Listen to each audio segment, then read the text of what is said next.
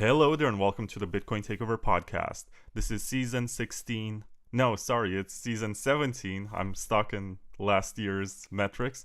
Season 17, episode 12, and we are live with the warrior of light, the person who's fighting for the emancipation of the global south at the financial level, the war chief, the guy who has done a lot more for African countries and Middle Eastern countries and also for South America than a lot of political leaders. He's built schools. He's actually put his boots in the ground. He went there, he talked with people, he built a service that is useful for everyone involved and is excellent for remittances. It's called NoOnes. I'm not saying this just because they sponsored the show, but they are actually doing a great job taking a much lower fee than every other service around. I think it's like 1%. And yeah, you recently got into some trouble, apparently. And I don't want to foreshadow too much of our upcoming conversation. It's just that I saw on Twitter very spontaneously that you stepped down from the position of CEO of NoOnes.com.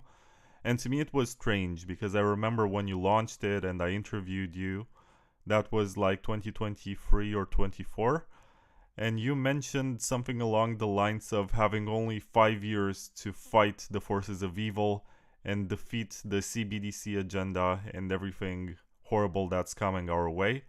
And then seeing you resign was very strange. I was thinking, wait a second, something is wrong here. So it's good to have you, Ray, and I'll give you the chance to explain what's going on. It's great to be here, Vlad. Thank you for having me, brother. So I was giving a speech, a presentation at Utopia. This was about 3 weeks ago. I think it was February 14th. And it was a great presentation. Great presentation. It was super fiery. Went for an hour. Modeled after Malcolm X's speech that he gave in Cairo. He was killed a few weeks after that. So I was like feeling good about myself, thought I had some time. Walked out of the show to get some, guacamole and fish tacos. All of a sudden, man, 3 cars jumped the curb on the block where I was at. I was right by this gas station on the corner. 20 Mexican federales, SSPC and immigration, jump out of the cars and come right at me. And I was like, damn, I thought I'd have a little more time than that. I was sure quick. That must have been one hell of a presentation, bro. You can watch it live, or it was live. You can watch it from Utopia. You can see what I was talking about. It was very spiritual, and I really got to the heart of things, which the war chief is known to do. So I go by many names, but I always get straight to the point. And that's what the dark side doesn't like. I am guilty of the one unforgivable crime, sir.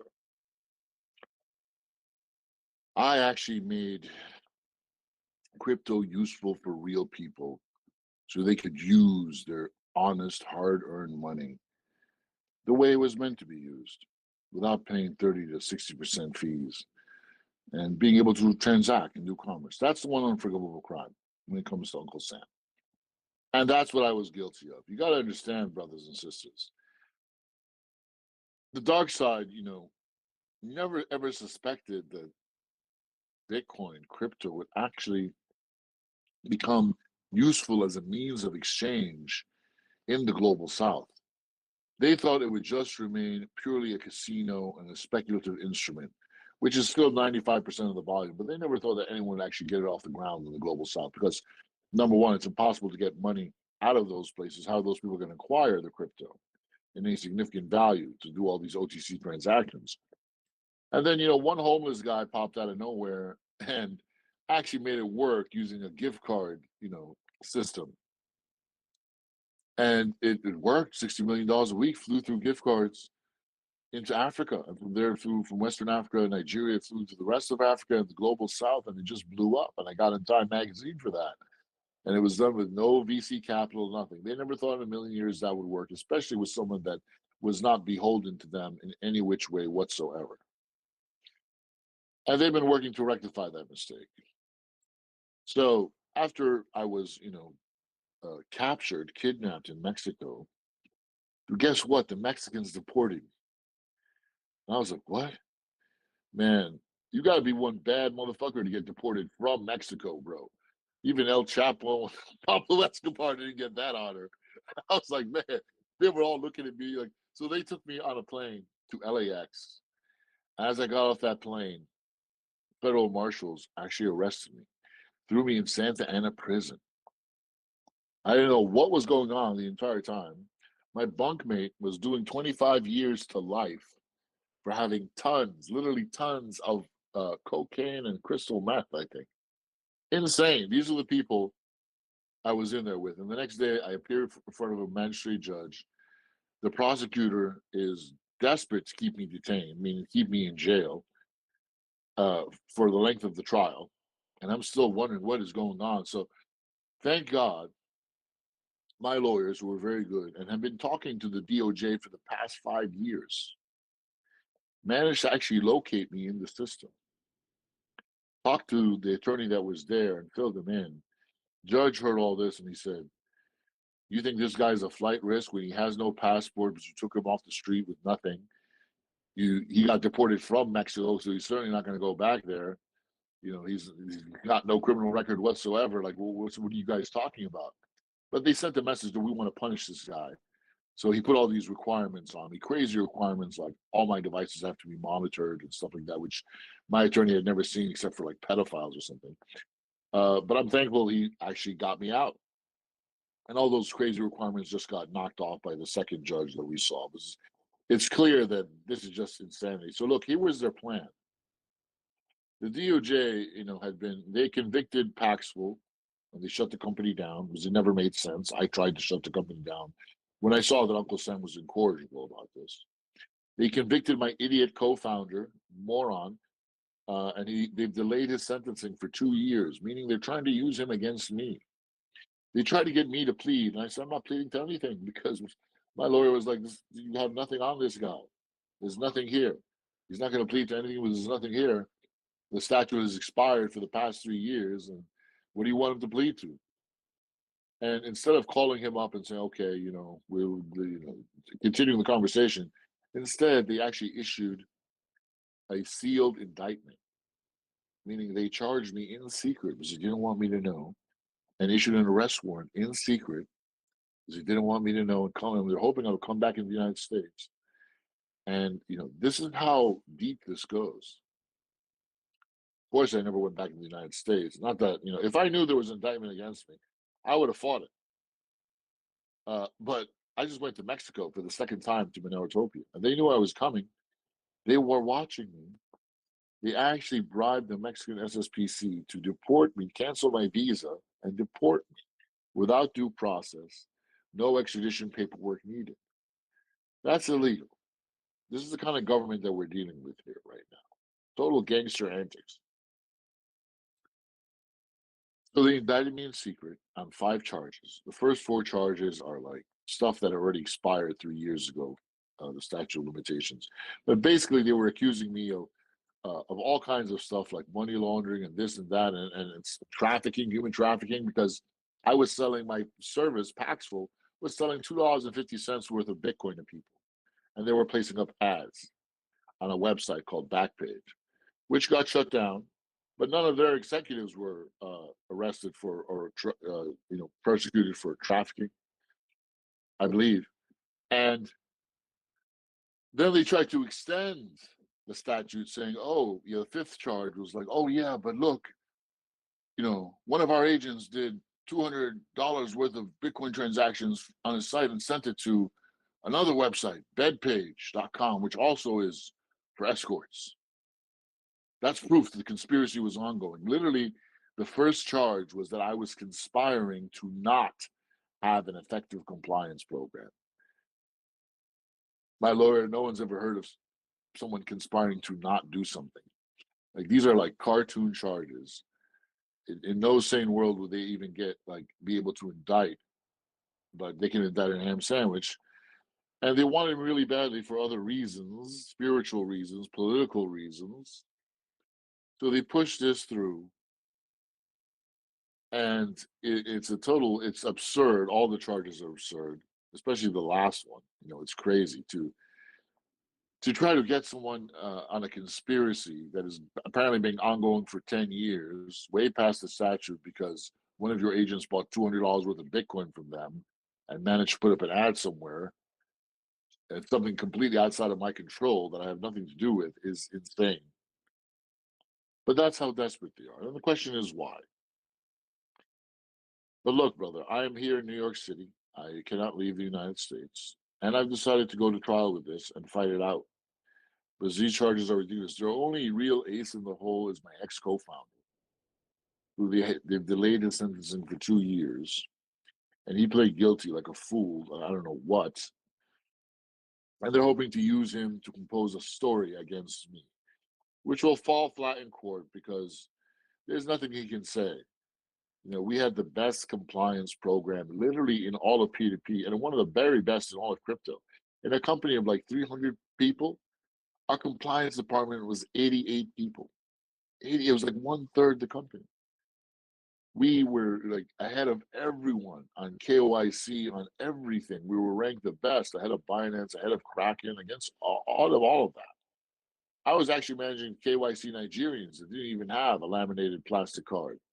And I was trying to do that for the entire world. I was trying to go above and beyond. But the problem is Uncle Sam hates peer-to-peer.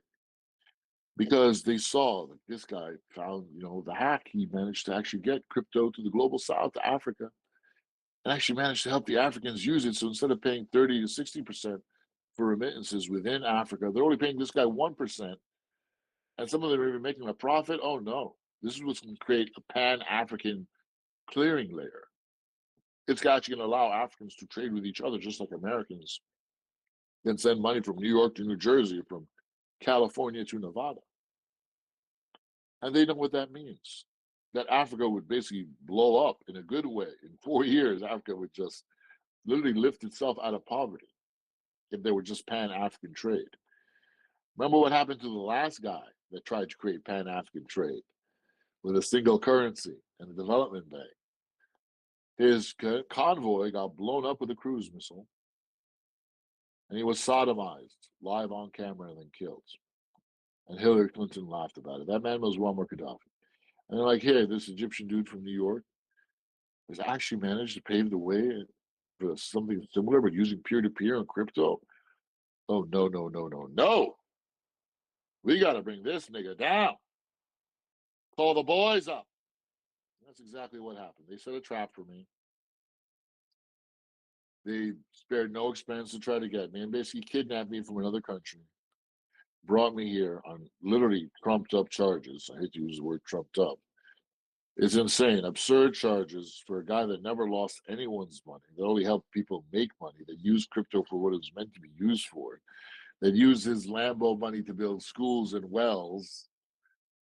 This is the guy they're trying to bring in. And when you consider also that, Trump said, hey, I'm coming into office, crypto, America's to be the land of crypto. No more lawfare, no more regulation through prosecution. And the second in command of the DOJ, Blanche, issued a memo, and that's exactly what he said. And they seemed to cancel a lot of the other cases, but they didn't cancel mine. Nor did they cancel the cases against the 7 other crypto pioneers, mostly in there for security. I'm in there for who knows what, $200 worth of Bitcoin. And so this lawfare has not ended. It's actually accelerating. And I want everyone to understand this. The war against crypto continues. They don't care if you come out with your own coin and rob retail mom and pops of a couple $1 billion. That's fine. Anyone can do it. Go right ahead. But if you actually help people save money, use their money, especially normal people, especially Africans, oh no, then all the alarm bells go off and they will make an example of you. And that's essentially what we're looking at here, Vlad. Man, that's a very insane story. I remember almost a year ago, I think it was longer than a year ago, when I was also at Utopia and we were having lunch, and there was Nick Spanos who was also there, and it seemed so relaxed. And to be honest, I've seen all of these movies where, the people, bad guys usually escape the United States and go to Mexico, and that's a place where the cops from the US have zero jurisdiction. I haven't heard of many cases, if anything, of someone getting deported from Mexico to the US. Like, it's really insane how this happened. It really is, bro. No one's ever heard of any of that. Like, and my attorney's like, wow, like how bad do they want? Why do they want you this bad? These charges make no sense. This is like nonsense. And it's the only thing that makes sense is it's deep state, man. And question is why? Okay, why am I so special? Okay, I managed to figure out how to get crypto to work for normal people in the global south and places like Africa, which they really want to control. They don't like that. But even that's like, wow, like the level that they went to, it's like, okay, I'm very politically outspoken. I spoke against the genocide of Gaza from day one. I speak against all their genocides. I exposed all their I exposed their psyop in Nigeria. I exposed Bondi. I'm just on it like crazy. I'm like a nightmare for these people. And they really don't like that. And that definitely is a big part of it. But I think there's something even deeper, something that they're worried about that I don't see as an issue. But I don't want to get into the extremely of this kind of spiritual depth. But this is definitely politically motivated. This is deep state. They don't like people like me. They don't want me to continue talking. They don't want me to continue building. I'm the only like crypto CEO that does not, that doesn't fear them. I'm literally the only one. The only one. And I've had success. And I don't need to take money from anyone either. So what do? They kidnap me, get me to New York, put an ankle bracelet on me. Remember, their whole strategy, let me tell you what their real strategy was. Vlad. Can you show us your ankle bracelet? Well, it's right here on my ankle. I'm not that flexible, but there's an ankle bracelet there. It's real. I'm not lying. I guess you can stand up a bit, just for the wow factor. I don't think I've ever seen one. You want to see my ankle bracelet? Okay, here you go, bro. You see that? See that thing? Plastic thing here. So how does that work? Does it start bleeping if you walk too No, far it away just from monitors a my certain spot? location and reports it to my pretrial officer. That's what's going on. So look, here was their plan. Their plan was not to put an ankle bracelet on. Their plan was to detain me for the duration of the case, which could be 2 to 3 years, in one of the worst prisons in America, which was Sacramento, where this case was originally started. This case was really started by a guy named Grant something, who is a real jerk, according to everyone that works there. And this guy was basically saying this company, Paxful, only exists to launder money. It has no legal benefits or good use whatsoever. Totally ignorant, deep state, like wannabe rabid clown. And this fool took a job with Coinbase at a low level position at Coinbase, making like 50K a year, and dropped the case on everyone. And no one in Sacramento wanted the case because they know it's garbage. Like, this makes no sense. The statute has expired. To say there's conspiracy not to have a compliance program when this guy had the best compliance program and even tried to shut the company down and got sued by his co-founder because he wanted to make more money. It's crazy. So even Sacramento, that originally brought the case up, dropped it. That says a lot. So it's only DC that's actually trying to prosecute this case, meaning it's totally deep state. Their plan was to get me to rot in that Sacramento prison, one of the worst prisons in America, which a bunch of lifers doing deep felony charges of life, 25 to life for who knows what, murder, drugs, and hoping I would break and cop a plea to something. That's what they were hoping to do. It didn't work out for them that way. God had other plans, and this is the month of Ramadan. I always get the most challenging tests of my life during Ramadan. But as you can see, bro, I'm not sweating this.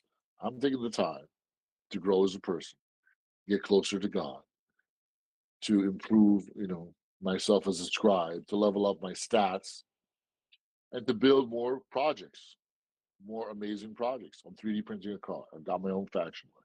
I'm working on the most based video game of all time. And I'm building a structured warranty reactor that'll be a complete and total game changer. And if I'm here in New York, then I'll launch it in New York. And I've got other projects as well. Can't stop me, bro. I refuse to lose. Yeah, I wanted to ask you what's happening with NoOnes right now. I've been advertising it on my podcast for a long time. It's an amazing service. It's good for millions of people in the global south, and it's very useful, especially because it empowers them to get access to cryptocurrencies, and it also gives them very low fees, which usually they don't have. They don't benefit from this kind of service in that part of the world. They're supposed to pay a lot more, as you mentioned, like 30% or whatever they're being charged. And you have the peer-to-peer marketplace, you have the spot market, you have the goods and services marketplace, you have what else? The debit card that people can use for spending their coins. You have the gift card marketplace, which has been there since day one. I think that's like the bread and butter of the whole business. Yeah. And Yeah, it's an amazing what's going to happen service. with all of this? Well, so first of all, I resigned because if I'm, they can try to claim, the United States can try to claim jurisdiction over NoOnes if they can prove it's being run out of the United States, and I'm here in the United States. So I resigned right away, completely disattached, just to protect the company. The good news is that the company's actually doing really well. I mean, I completely restructured it last year, and everything is just smashing. The whole company's been restructured. It's growing like crazy. It's got the best product in the world, the best collection of peer-to-peer products in the world, constant innovation, amazing product team, amazing support team. The only place where it's lacking is marketing, but most of it is word of mouth because the word is just getting around. So NoOnes will continue to thrive and grow. It's the most transparent company in the world. The proof of reserves are right on the homepage, on the status page, on the CEO dashboard. Complete transparency. Anyone can see the CEO dashboard. And so basically everyone's the CEO right now. You can see all the stats of the company, everything that's happening on there.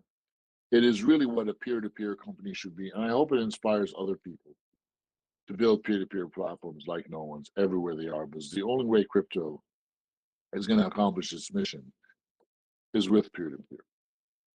That's what this entire thing is all about. That's what the man, the deep state, etc., the baby eaters hate to see. They don't want people to figure peer-to-peer out. They don't want this wave to spread, so they're trying to shut it down. So I pulled away from NoOnes to protect it so it can continue giving back to the community and growing. And the good news is it really doesn't need me anymore. The past 3 years, a lot of really solid work has been done to ensure that that ship has its own momentum and it knows exactly the port that it's going to. That's really good news. So no matter what happens with your case, NoOnes gonna continue doing what it's doing, onboarding people and allowing them to have these financial services that no bank provides to them. Yes, sir. Precisely, my good man. Precisely. That's really good. I'm relieved. I was thinking that, I don't know, this might end up just like Paxful. Mm-mm. No. That's not. I don't like. Look, Paxful was wrecked because number one, it was an American company, and there's no way any American company could actually accomplish its mission because Uncle Sam doesn't want the mission to be accomplished. That was the first mistake. The second mistake with Paxful was my co-founder, who was a complete fool. And choosing a co-founder is like choosing a wife. And I made a big mistake. The total fool, was incompetent, got played by everyone, and now they're trying to play him against me. So there's nothing you can do to really cover from that. But NoOnes is no. NoOnes is not. The authority is not shared, bro. It's riding high. It's riding strong. It's got a great team behind it. Great team of loyal, mission-driven people. They're gonna make sure this happens, and they're all aligned in the same direction. That team is not, and that includes me, or did include me, not the type of people that do things for the money. We do things to fix the money. There's a difference. You actually made me curious and I looked it up. You said that you appeared in Time magazine for doing such a good job with Paxful. And that's true. It's time.com/collection/time100 companies 2022. And there's the picture of you when you still had hair and you had a different haircut. And it does say that you onboarded more than 9 million people globally with Paxful, and many of them are in Nigeria and El Salvador. You are quoted.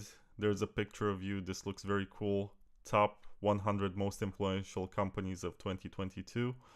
Something that I do want to ask you is NoOnes bigger than Paxful was back in the day? And the other question is, I've seen a resurgence, especially since the gold bull market. A lot of people have looked into ways to invest in gold, and it seems like Paxful Gold of all assets has become pretty popular. Why is that? We have nothing. We have nothing to do with Pax Gold. That's a different company, bro. Okay. That's a different company. Yeah, sorry, it's a different company. Yeah, that's like Paxos or something. It's different, not us. But yeah, NoOnes is bigger than Paxful by volume, but by number of users, I think Paxful at the end had 13 million total. NoOnes is like 2.5, but those 2.5 are just much more active. Paxful had a lot of mostly dormant accounts. It was a very low active user rate, but NoOnes is super active, and it's getting more active.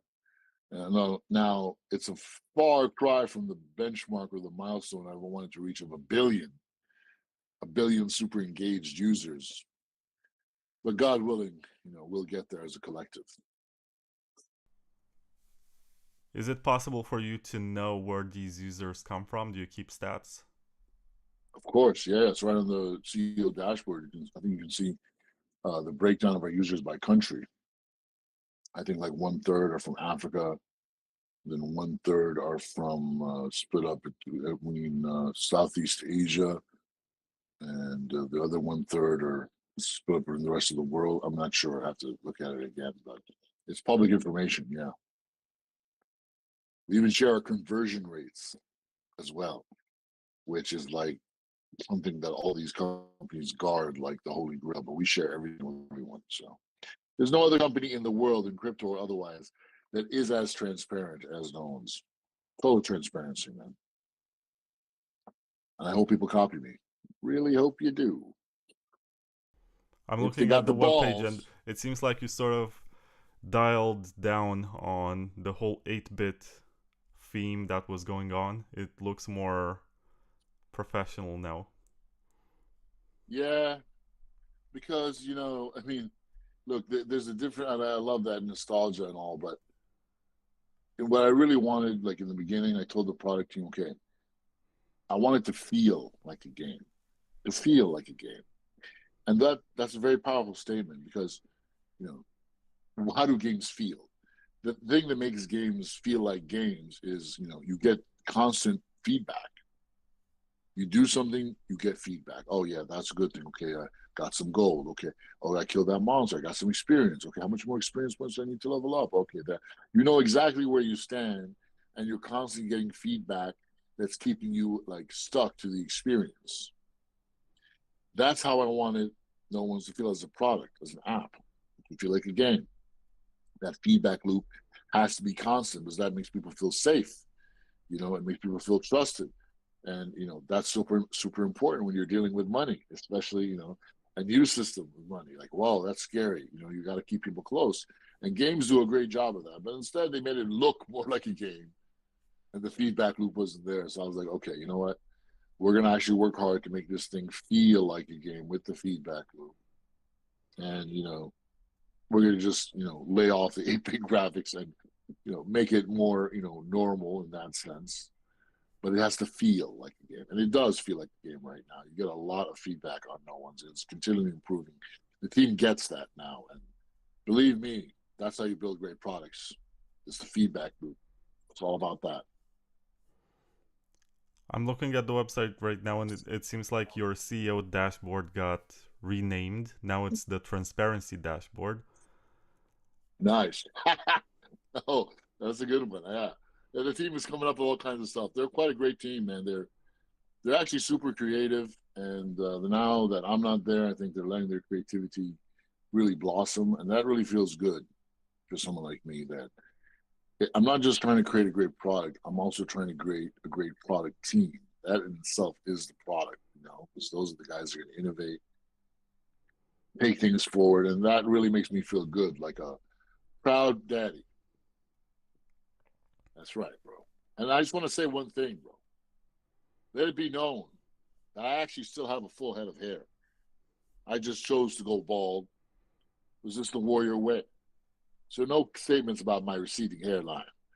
Because I got more hair than Vegeta and Goku combined. You also had that special tiny curl that you're doing on your hair. I guess that's for peaceful times now. Now you're the war chief. You gotta go to do your battle, face the enemy in just court. The baldy, bro. Exactly. In court and every damn where, bro. Just with the baldy and the beard, and that's it. We're keeping it real, my man. You wanted to look more like Kratos from God of War. Yeah, Kratos is all right. But the war chief is going a step above that, bro. The war chief is not all muscle and burliness, bro. The war chief is thinking ahead, man. Because look, the most important, like I've been saying for a while right now, it's all about the FMM. FMM meaning financial, monetary, and media.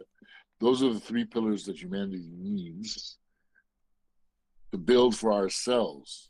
Meaning, as long as we're on their own FMMs, their own financial, monetary, and media platforms, they own us, man. We need to build a barrier between us and this baby eating parasite class.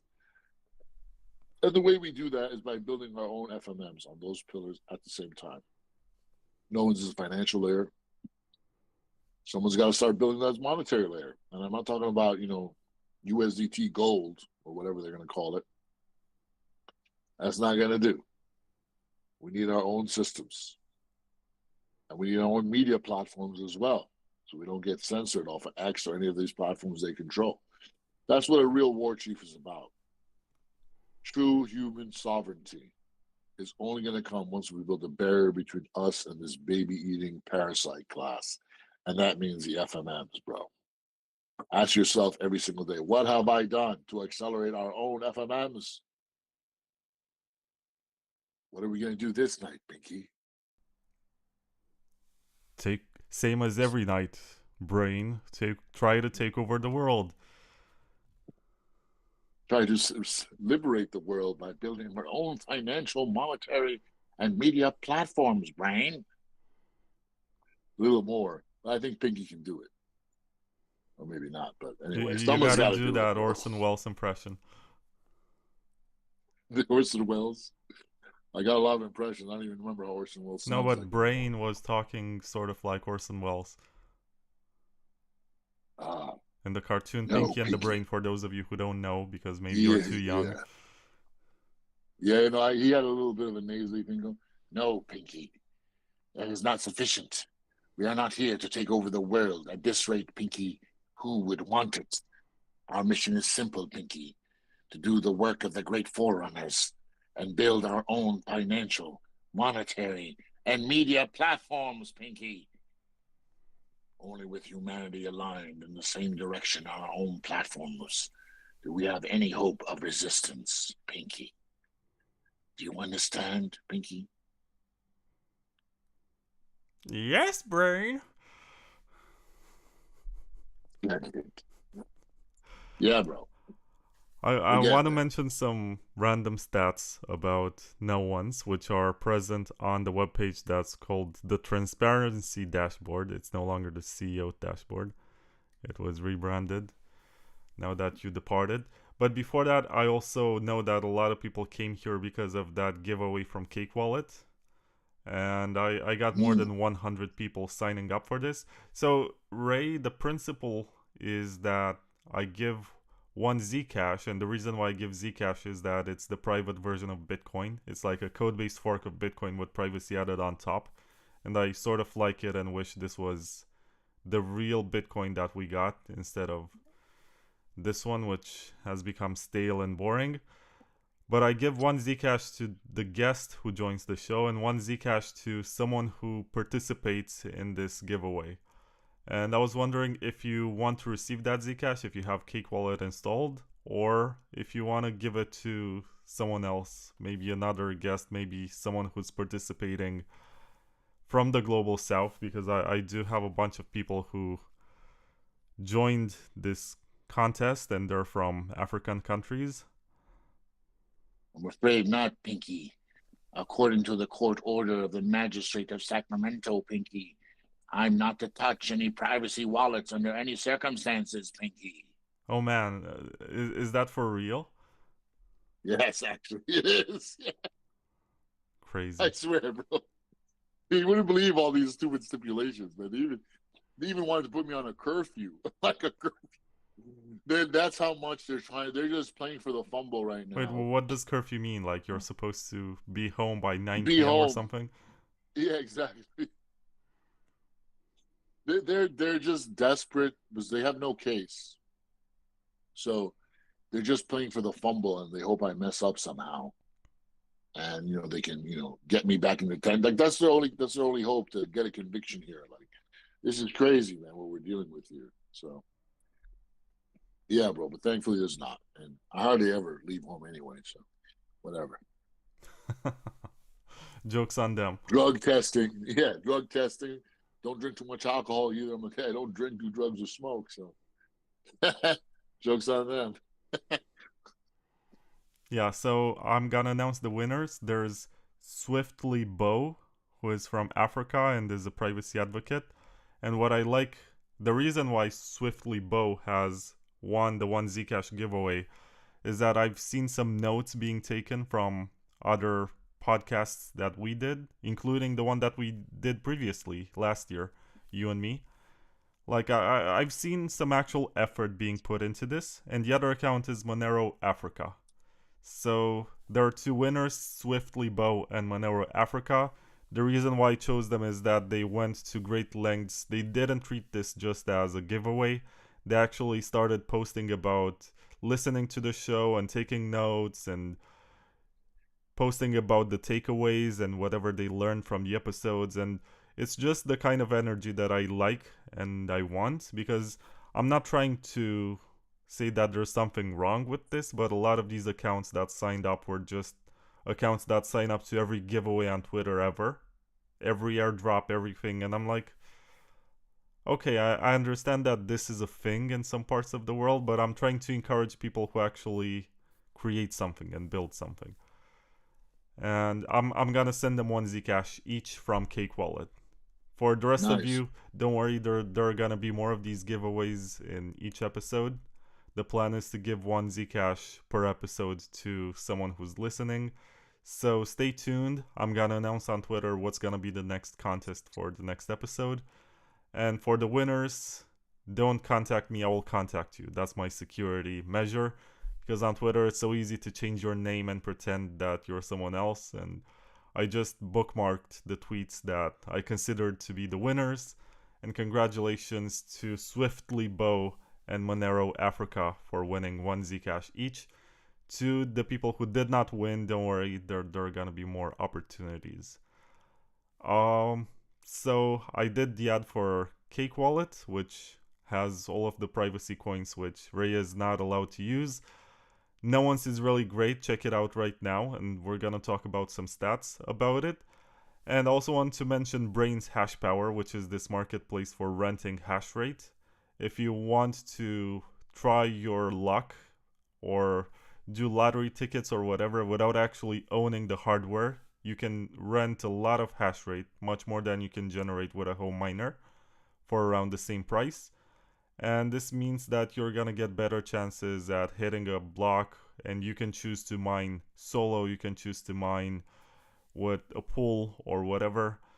You can treat this as something like a lottery, because I think in Bitcoin you have better chances at mining a full block than if you submit a lottery ticket to the actual lottery. So consider redistributing the money that you might be using for gambling or lottery to hitting Bitcoin blocks.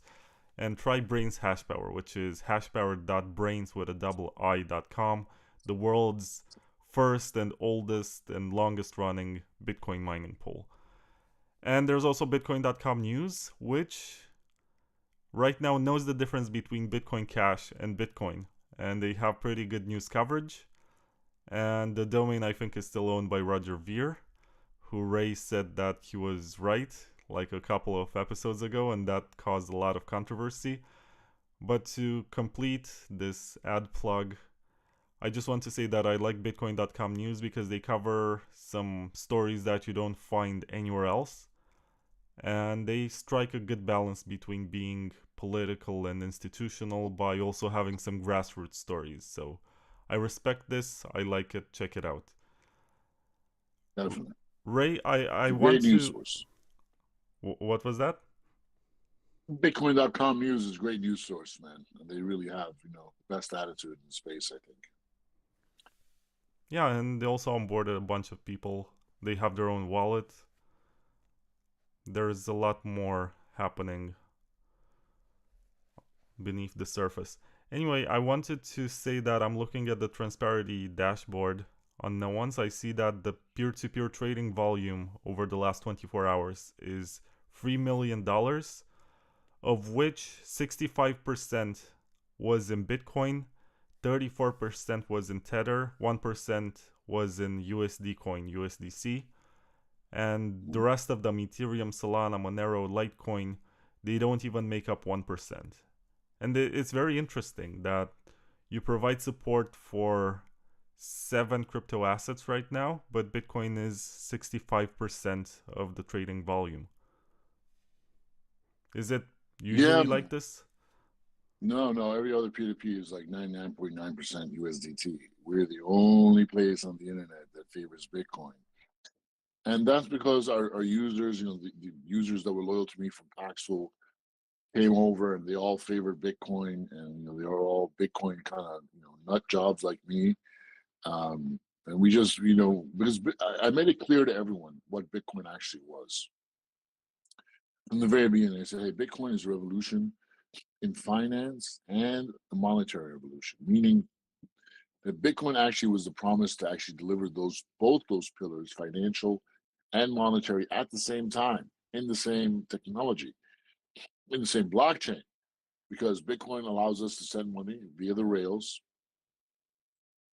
And Bitcoin is also its own currency as well, with its own minting structure, its own incentivization structure, etc. That's a miracle. And the Africans, a lot of people in the global south heard me loud and clear, especially the traders, who were the really important ones, the peer-to-peer traders. They're the guys that are the backbone of everything. They heard that, and that really resonated with them, and they have a loyalty to Bitcoin. Yeah, they can switch over to USDT and maybe make their accounting a little bit easier, but they spent the past 10 years, adjusting their accounting to be able to handle Bitcoin. And they know that supporting Bitcoin is paramount to the liberation of humanity and the global south. So that's another very unique thing about NoOnes. It's the only peer-to-peer exchange in the world that dominantly runs on Bitcoin. It's really admirable, to be honest. And also, it's important for this economy to run on Bitcoin because USDT or USDC, they have their contracts where they can freeze accounts. Yeah. So if they really don't like who's trading, often, they can just stop you from trading, take away all your money. It's not censorship resistant, it's not unconfiscatable in the same way as Bitcoin. Exactly. And they're doing it more and more. More and more and more. And the Chinese are really pissed. Chinese have lost tens of billions, from USDT. So America's really flexing its muscles on the USDT front. And ironically, it's interesting because USDT is the primary rails in a place called like Iran. And I'm wondering how the fuck they're getting away with that. So Uncle Sam is basically controlling the financial system through USDT in Iran. Strange, huh? Well, yeah. It's not that strange, to be honest, because it's part of US's attempt to control everything, and they just give like a minor escape gate, or I don't know, like a Yeah. loophole in the system. And there are limitations to it. Like even before the war, I know that if my girlfriend was to receive money from her parents in Iran, the only way to do that was for them to go to this exchange desk where they had, I think, a limit of $100 per week or something like this. So Mm. it's not like there was a lot of liquidity out there. You could, I guess, meet someone in a dark alley or something and get more, but even in that case, it's very hard to find coins. The way that Iranians were bypassing their sanctions was actually through airdrops, believe it or not. Like they were signing up to every stupid airdrop and they were swapping it Mm. for Ethereum or Solana or Ton or whatever it was that this airdrop was happening on. And then they were swapping that for USDT or Bitcoin or something that they could actually use. It's a bit more sophisticated than it appears at first, but many of these Web3 applications, when they say, well, we have 1 million players in our game or whatever, a lot of these players are just guys trying to escape sanctions. And they're not actively playing, they just register for the bonuses or whatever, and once Yeah. they find some economic value there, they stop playing the game. It's not like the value is in the game, it's just in enabling some people from around the world to participate in this global economy. Yeah, that makes sense. They're very resourceful people, and everyone in the whole world is going to have to get a lot more resourceful soon because sanctions and all these blockages are coming everywhere, everywhere. Even the golden circle of Western finance is not going to hold for long. So we all need to be resilient and highly resourceful. And thankfully, we have a lot of people building a lot of cool stuff. So I just hope that we in the scene manage to keep our balls intact because everywhere you look, like people are going to jail. Like that one fellow, Rodriguez, now he's running off to do 5 years for I running some think his security first name privacy is software. Keone or Keone, I'm not sure how you pronounce it. Yeah. He was one of the developers of Samurai Wallet.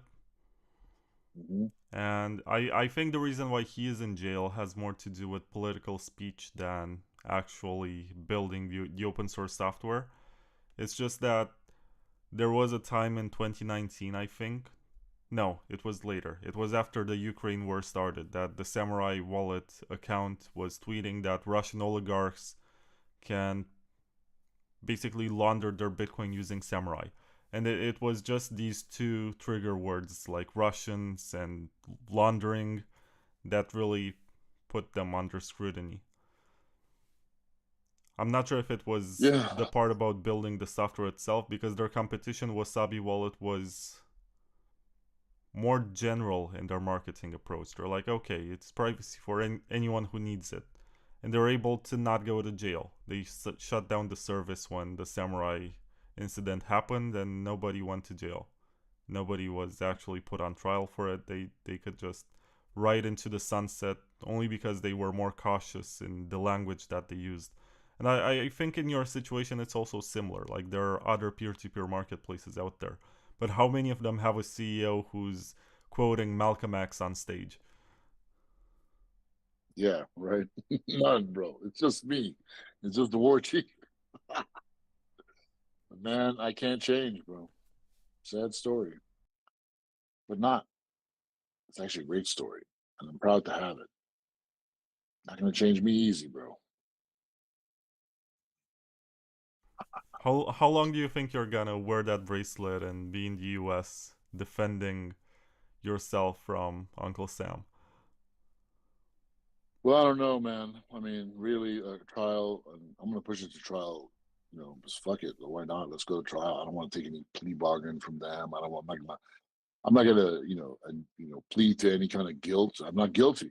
I'm literally that I have the best record in this space of trying to actually adhere to the law, trying to actually help people instead of sucking money out of people. The best record of actually doing good things for humanity. So I'm not pleading to anything. I don't want to give any money to this government. They're just going to use it to, breed more babies to be eaten and bomb them if he can't eat them and rape them. So I don't think this government deserves any money either. So either the case is dropped or we go to trial.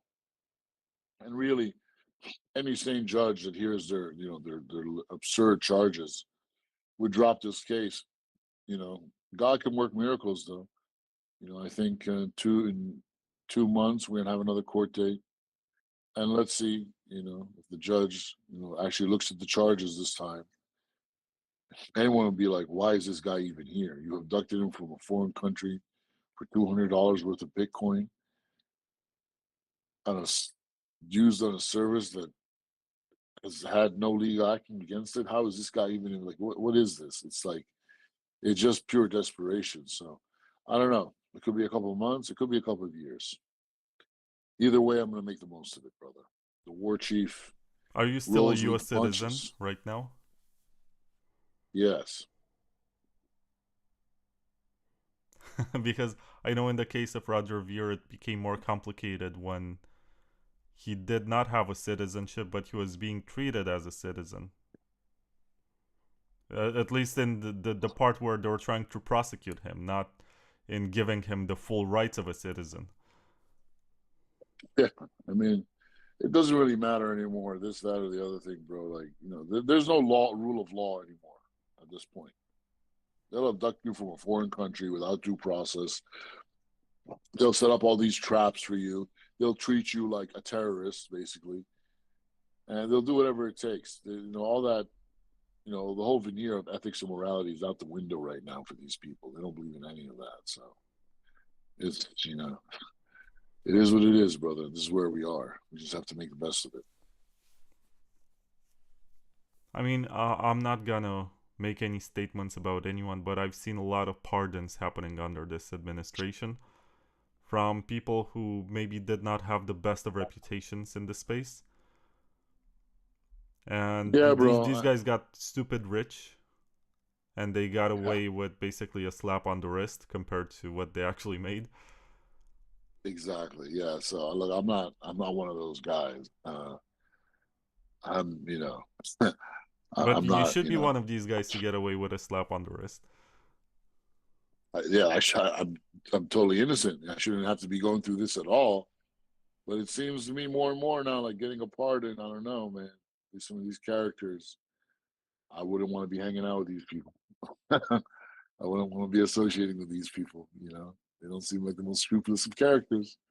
But hey, blessings. I'm taking my blessings straight from God, brother. That's it. Straight from Allah only. I'm not gonna seek help from anywhere else. And I'm a believer, bro. I'm a good person. I do the right things. I speak truth to power. I stand up for the oppressed. And I always make sure that I do things to the best, the best possible level of respect for the law wherever I am. So I believe in God, brother. I'm not worried about it. I'm just going to make the most of it. And I encourage everyone to do the same. And I encourage everyone to talk about this. This is like the craziest arrest in all of crypto. They nabbed me after a speech at a crypto conference from another country, just kidnapped me. That's never happened before. How did they transport you to the US? Did they put you on a plane or something? Yeah, they put me on a plane with 2 Mexican agents. And then to LAX, Delta or something, I think it was, or Mexican American Airlines. And I get off the plane. They're calling my name. They arrest me right there. Wait, so were you on a commercial flight but surrounded by agents? Yeah. I was on a commercial flight with 2 agents. And it's crazy, man. Like, they jump me in the street with 20 agents, deport me on a plane to LA, and then throw me in a fucking federal penitentiary. Like, what the hell? Even El Chapo, Pablo Escobar would have gotten more, I mean, the dark side really hates my guts, man. The baby eater class can't stand me, bro. They don't like me at all. So I'm one of the few people that actually understands what's going on a spiritual level. And all this maneuvering we do with code and lawyers and money, It's all just the symptom. The main battleground is on the spiritual plane. Why is people understand this? But most people still don't get it. These powers that be have spent, billions of dollars and hundreds of years trying to convince us that God is not real, the spirit world is not real, and that they're all atheists. They're not. At the highest levels of power, you see what they're doing. They're sacrificing babies to these imaginary demons. Well, some of these demons actually are real. and that's the world that they live in. They know the spirit world is real. And now, how fast are we going to take us for us to really catch up? That's the thing. And they know that people like me out there that command an audience, that command respect because of my business accomplishments, that people will actually listen. And I do not ignore the spiritual side. I focus on that. And that counts for a lot more than people think, honestly, at the deepest levels. For the people at the very highest levels that actually make the decision, they're all these superstitious hocus pocus motherfuckers, honestly.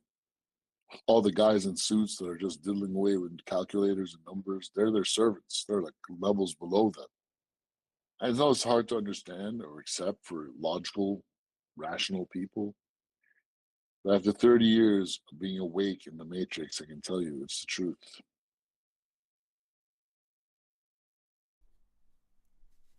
Yeah, but at the same time, you gotta give credit to the independence of judiciary in the U.S. because if this was totally rigged, you could basically not see the daylight anymore. They could put you in a cell, leave you there rotting.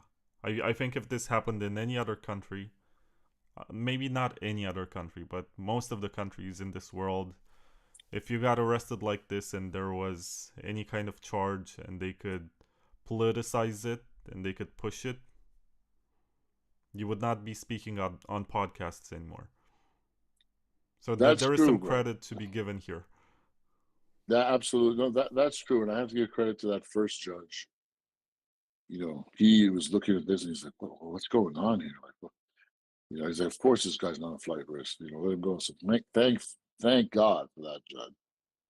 And I hope the next judge that we get, will see the light as well.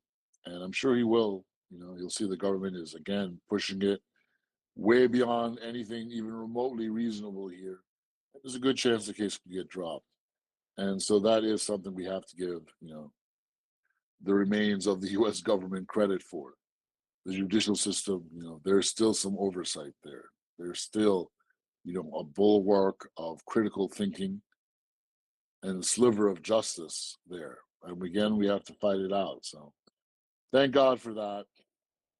And God bless the real patriots that are still left in the American government, trying to protect their corner of this matrix we're in with at least some humanity. Thank God for that, really. Yeah, there is some credit to be given here.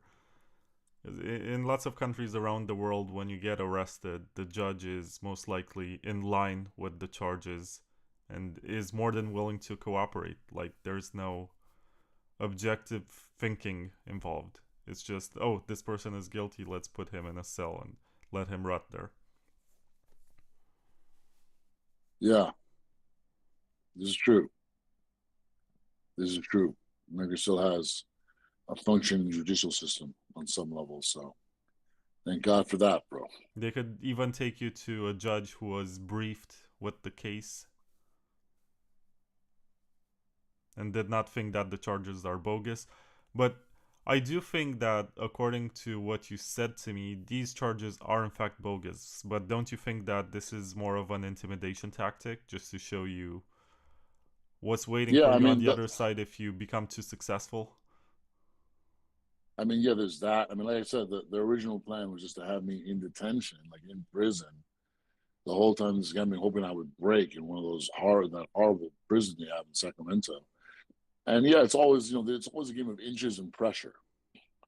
And like I said, the higher the monkey climbs up the tree, the more people are looking at his butt. They're like, hey, the more successful you get, the more we're going to throw at you. Like, this is just a taste of the pain. Absolutely, but You know, people that do things, that really do things, we don't do them for ourselves. And ultimately, I'm not even doing this for humanity because I know that all of humanity could turn on me in a heartbeat if there was enough propaganda against me. At the end of the day, the real good guys, we're doing this for God.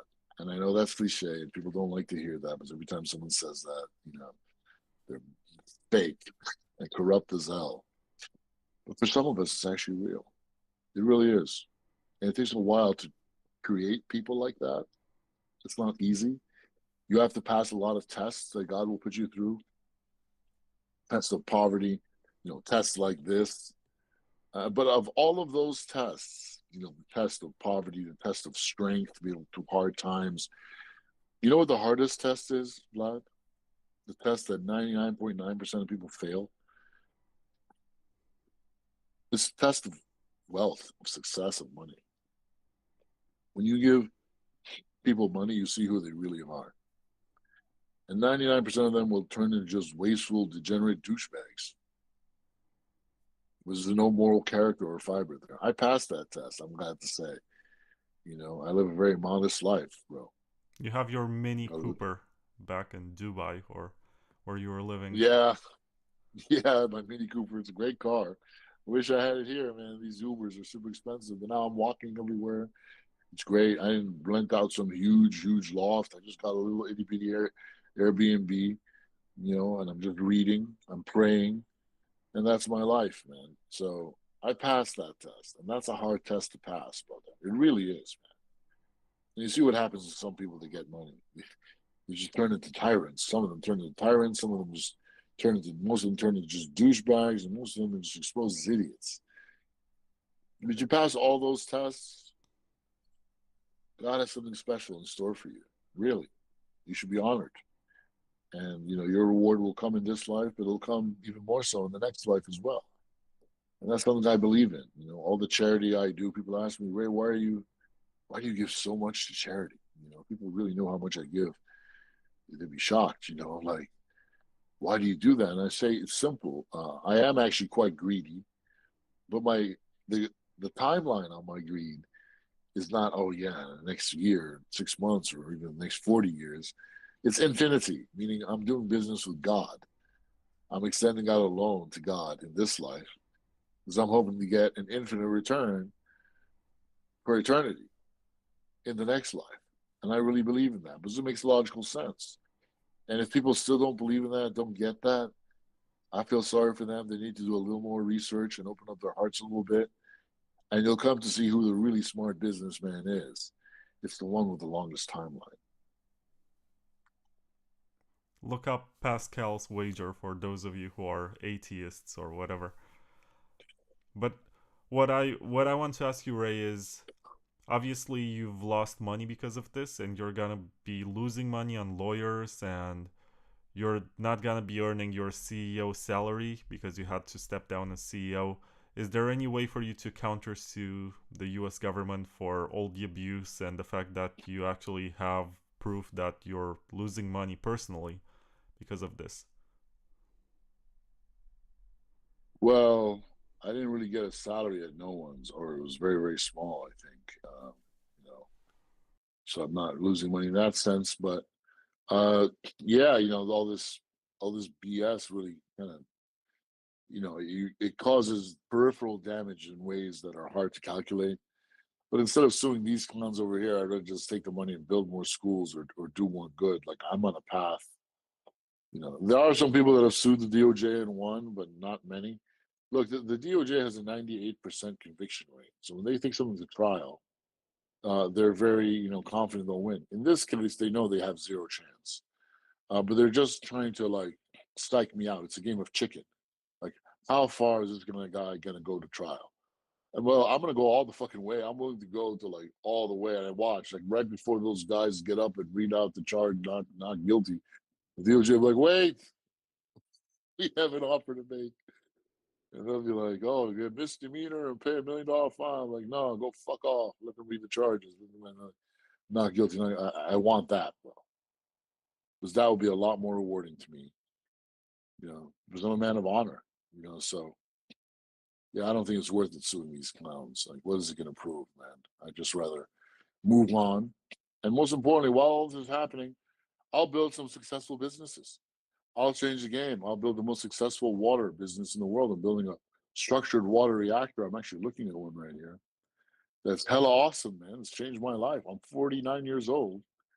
I've got this amazing skin. People think I'm in my early 30s. And it's because I take care of myself. I understand what the body needs, and I want to resurrect all of this occulted science. I'm going to build on all of that stuff. Can't stop the war chief, my man. Real builders keep building. And I have tremendous versatility. And I'm going to exercise every bit of it. I'm going to make the most of every situation. That's what a warrior does. I don't want to put you in trouble, so you can refuse to answer to this question, but I'm not gonna name any names, but I've heard of people who were offered a much better deal from the US government if they bought some World Liberty Financial tokens, which is the DeFi project of the Trump family. And I was wondering if anyone asked you to buy any of these tokens, or... No, no one asked me to buy any of those tokens. But if given the Nor would I. opportunity to have the charges dropped in exchange for buying that, would you do it? No, I wouldn't. I believe, look, I actually believe in God. I believe God's going to get me through this. I believe whatever God puts me through, like this all happened during Ramadan.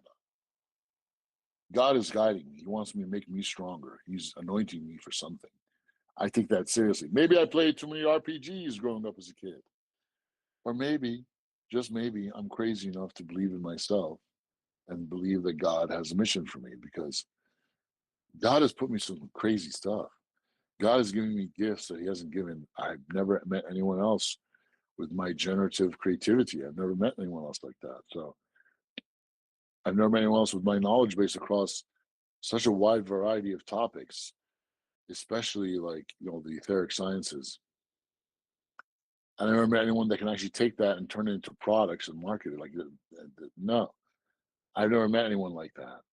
So if God has given me all these very kind of contrasting cross phases and bits and pieces, with all these challenges, he's preparing me for something. And I take that seriously. Whatever he's preparing me for, bring it, man. I just ask that he give me the strength and the courage to fully accept those challenges, those gifts, and to always have confidence in God that it'll get me like through anything. Like, I don't want to worry even a single. Worrying is like praying to the devil. When you worry, it's like praying to the devil. You are giving away that energy to something that is going to hurt you, that cannot possibly help you, that will weaken you in an ongoing basis. So don't worry, give it to God. My optimism is always, and I've never been wrong. Whenever something bad happens, I'm like, wow, something great just like, let me tell you a story. This is one of the greatest stories I've ever read in my life. It's a story about Moses, actually, the prophet Moses. And the prophet Moses was one of the wisest men that ever lived on the earth. And then one day, the angels were asking him, Moses, you've been given such wisdom. Is there anyone with as much wisdom and knowledge as you? And then Moses said, no, I'm the wisest and most knowledgeable on the earth. He said that without arrogance. But God didn't like that, because, he didn't leave the room, the door open to say, but there might be others who God gave more wisdom to. Like, how can he possibly know that? So then God told the angels to give the download to Moses. And they told him, hey, Moses, hold on a second there. There's one other guy who was given more knowledge than you, homeboy. And Moses said, show me where this man is. I want to learn from him. Typical Moses response, right? No hate. He just wants to meet this guy and learn from him. Beautiful. So they told him, okay, you'll find him where the two schools of knowledge, two oceans meet. Moses was like, okay. So he takes one of his retainers and goes traveling, looking for this man. And they come across a place where, on a beach, and it's a very interesting place because the fresh water and the salt water are kind of mixing together, and but not quite mixing. And Moses asked his servant to prepare a meal, And where, the servant goes and takes out a fish and puts it into the water to clean, and the fish comes to life and just swims off right in the middle of the ocean. And the servant's like, holy moly. Then Moses is like, yo, let's go. We've been here too long. He forgets about the meal. Then he gets hungry later, and Moses is like, yo, wait a minute. What happened to that meal you were supposed to prepare? And his servant tells him what happened to the fish. And Moses is like, holy moly, that's the place. Let's go back there right away. And they go back. And Moses sees this man sitting on a rock with a cane. He literally wades into the ocean, up to the rock, like up to his neck, the water, and says, yo, who are you? And the guy says, I'm Al-Khidr, means green.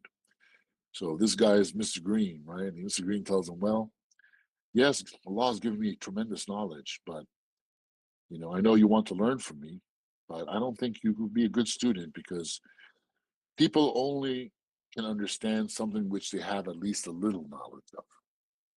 But there are things that I know that you have absolutely no knowledge of. So how could you possibly be patient with me? And then Moses says, don't worry, bro. I promise you, I swear, I'll be patient. And I'll never question you. Well, Al-Khidr's like, okay, that's the deal. You never, ever question me, no matter what. Moses is like, granted, let's do it. So they start traveling together. First thing they see is a ferryman. They have to cross this lake, and there's a guy there with a ferry. He's the only boat there. They're like, all right, here's 2 pieces of silver, take us across. He's like, okay, takes them across, get to the other side. Everyone's jumping off. Moses jumping off, turns back and says, hey, Mr. Green, let's go. Holy He sees Mr. Green take his staff and smash a hole right into the boat, man. Water starts flooding into the boat. The ferryman jumps. He's an old man. He's trying to patch it up, and the thing is almost sinking, and he's freaking out. Al-Khidr jumps off the boat, keeps walking, and Moses is like, what the hell have you done, man? This was his only source of sustenance and his livelihood. And you just put a hole in his boat, bro. Mr. Green turns to him and says, did I not tell you that you could not be patient with me?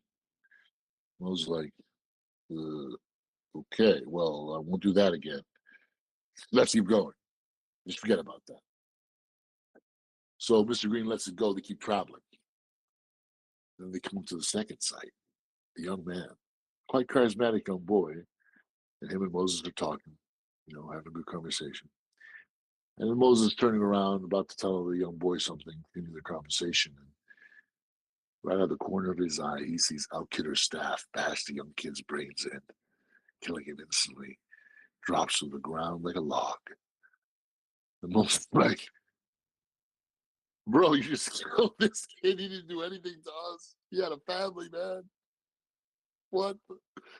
Al-Khidr looks at him and says, did I not tell you you could not be patient with me? The Moses like, oh, man. All right. Forget about that then. All right, just forget the homicide. Let's just keep going. I'll never happen again. That was like, all right, this is strike 2. So they keep going, and they finally get to a home. And they're super thirsty. They're super tired. They're super hungry. They knock on this home, and they ask for some hospitality. It's a man and a woman. And they see 2 young boys kind of in the corner. They're kind of peeking through, probably orphans, adopted by the patron. And the patron looks at them, looks them up and down, and says, get the fuck out of here, man. You're not getting shit. Slams the door in their face. Moses was like, wow, that guy's a jerk.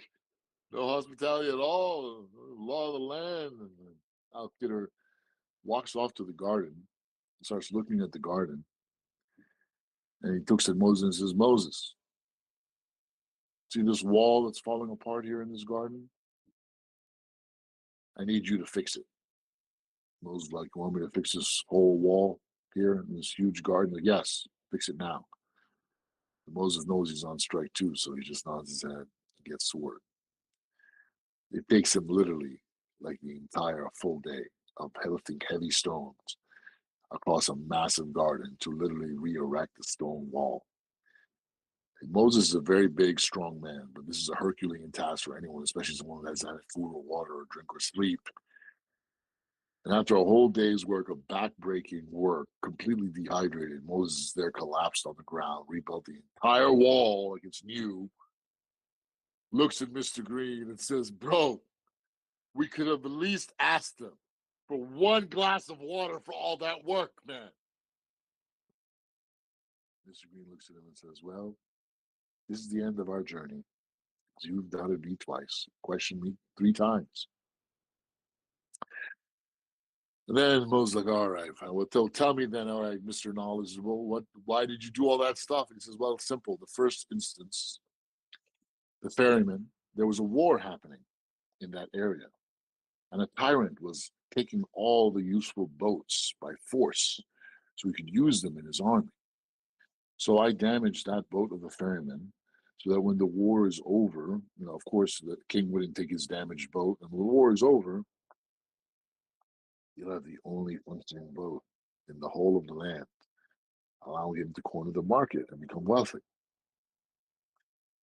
It's like, okay. So that's like a calamity happens, but it actually sets you up for a huge opportunity later, and you just don't see it because you don't have the knowledge. Okay.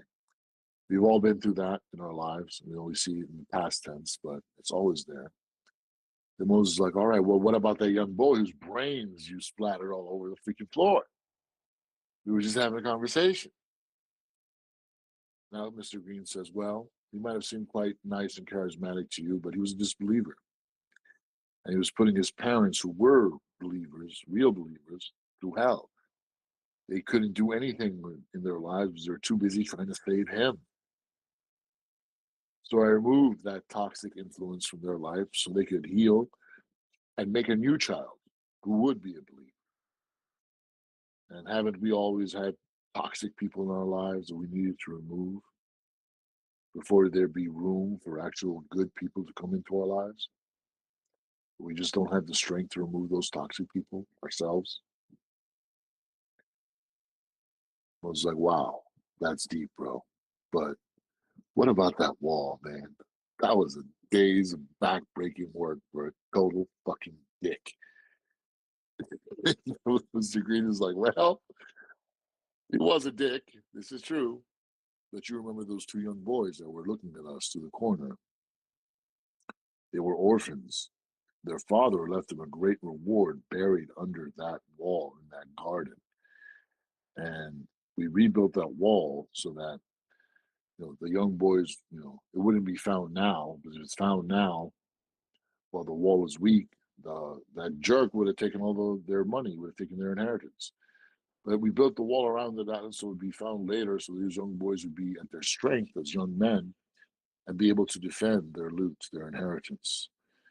And it's all happens in life where you're not strong enough or ready enough to make the most of a great boon. It should be delayed for your own betterment. And I always think about that story. It's from a chapter in the Quran called The Cave. It's that story. It's a story about a guy named Zulkarnain. It's also a story about these young Christian boys who were oppressed and had to escape, and they ended up sleeping in a cave for a couple 100 years. And that's one of the stories in there. It's about Moses and Mr. Green. And every time I read that story, it always makes me like, yeah. I just start tying the pieces together, And I'm always finding things to give thanks about. Because God sees the whole timeline from beginning to end and is aware of every variable. We are not. We just have to believe that, it's all for our good. If we're always grateful, we'll get more. And keep our hearts open. So that's my story for you, brother. That's a beautiful story, to be honest. It's long, but it's very wise. But it also explains to us how important it is to have the full context of the events happening. Because our first impression or prejudice of what's going on is not always correct. And yeah, sometimes you can get away from very nasty situations with just your intuition, but it doesn't mean that you have the full picture. And you should not judge. I think that's the good part, or the silver lining in all of this story. You should not judge because most likely you don't understand what's going on. So just mind your own business, or what, if you're not gonna get involved. Don't judge too harshly. Yeah, brother. It's always good to be humble be thankful to always have our minds open, because God's always watching out for us. We just have to have our minds open. On this Ramadan, I keep making the same wish over and over and over again. I'm just wishing that I will be prepared for that night of destiny, that night of power, which is a very special night on the last 10 days of Ramadan, the odd numbered nights, where it's equal, that one night is equal to 1,000 months,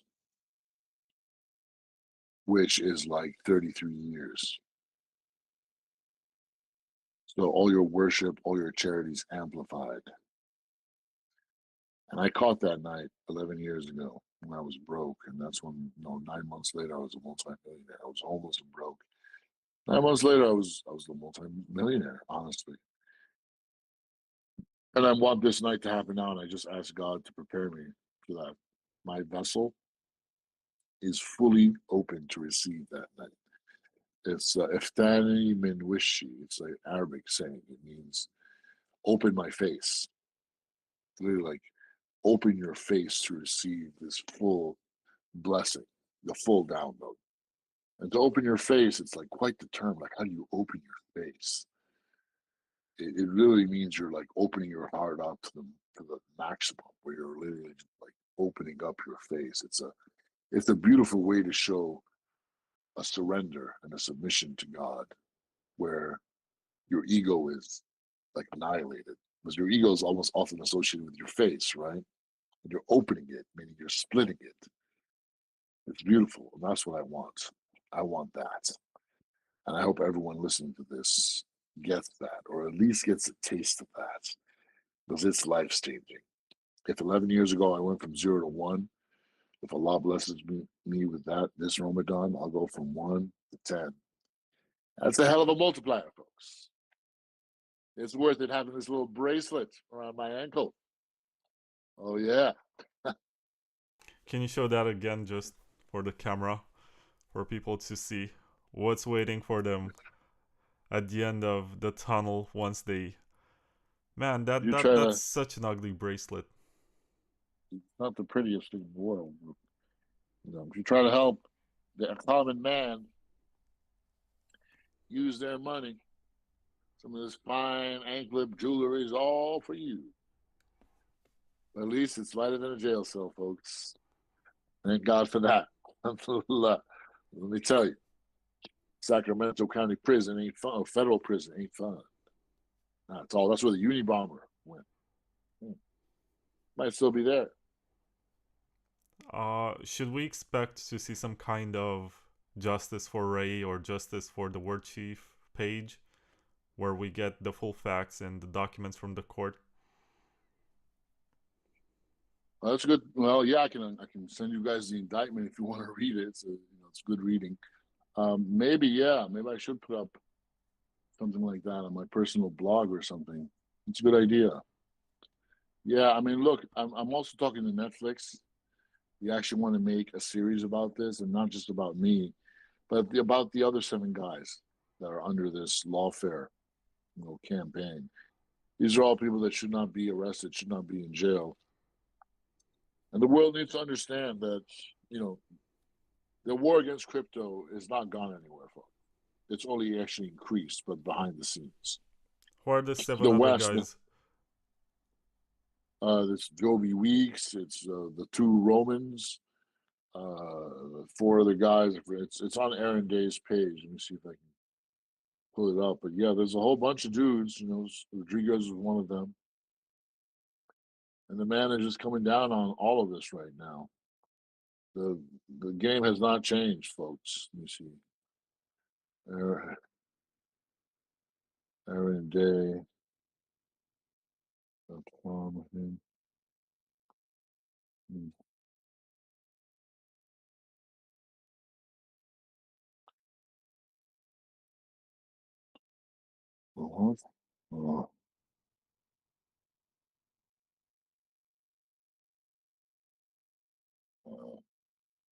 me see. I don't know, but yeah, there's a total of 7 guys. You can go on Aaron Day's page.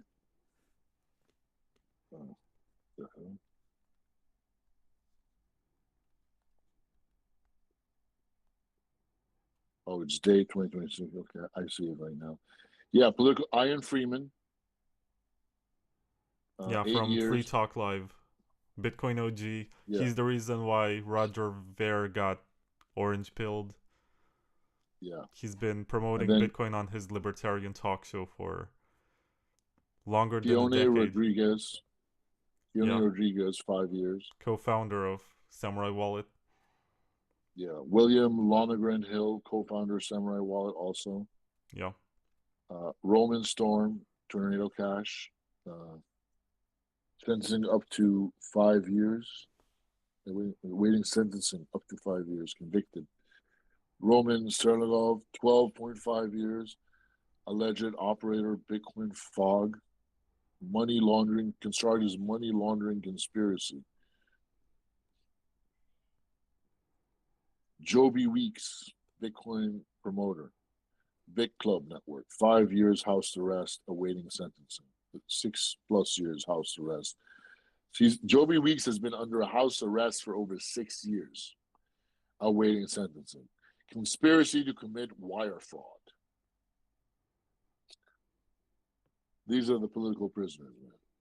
And me, I've got 5 charges, each of them carrying 5 years.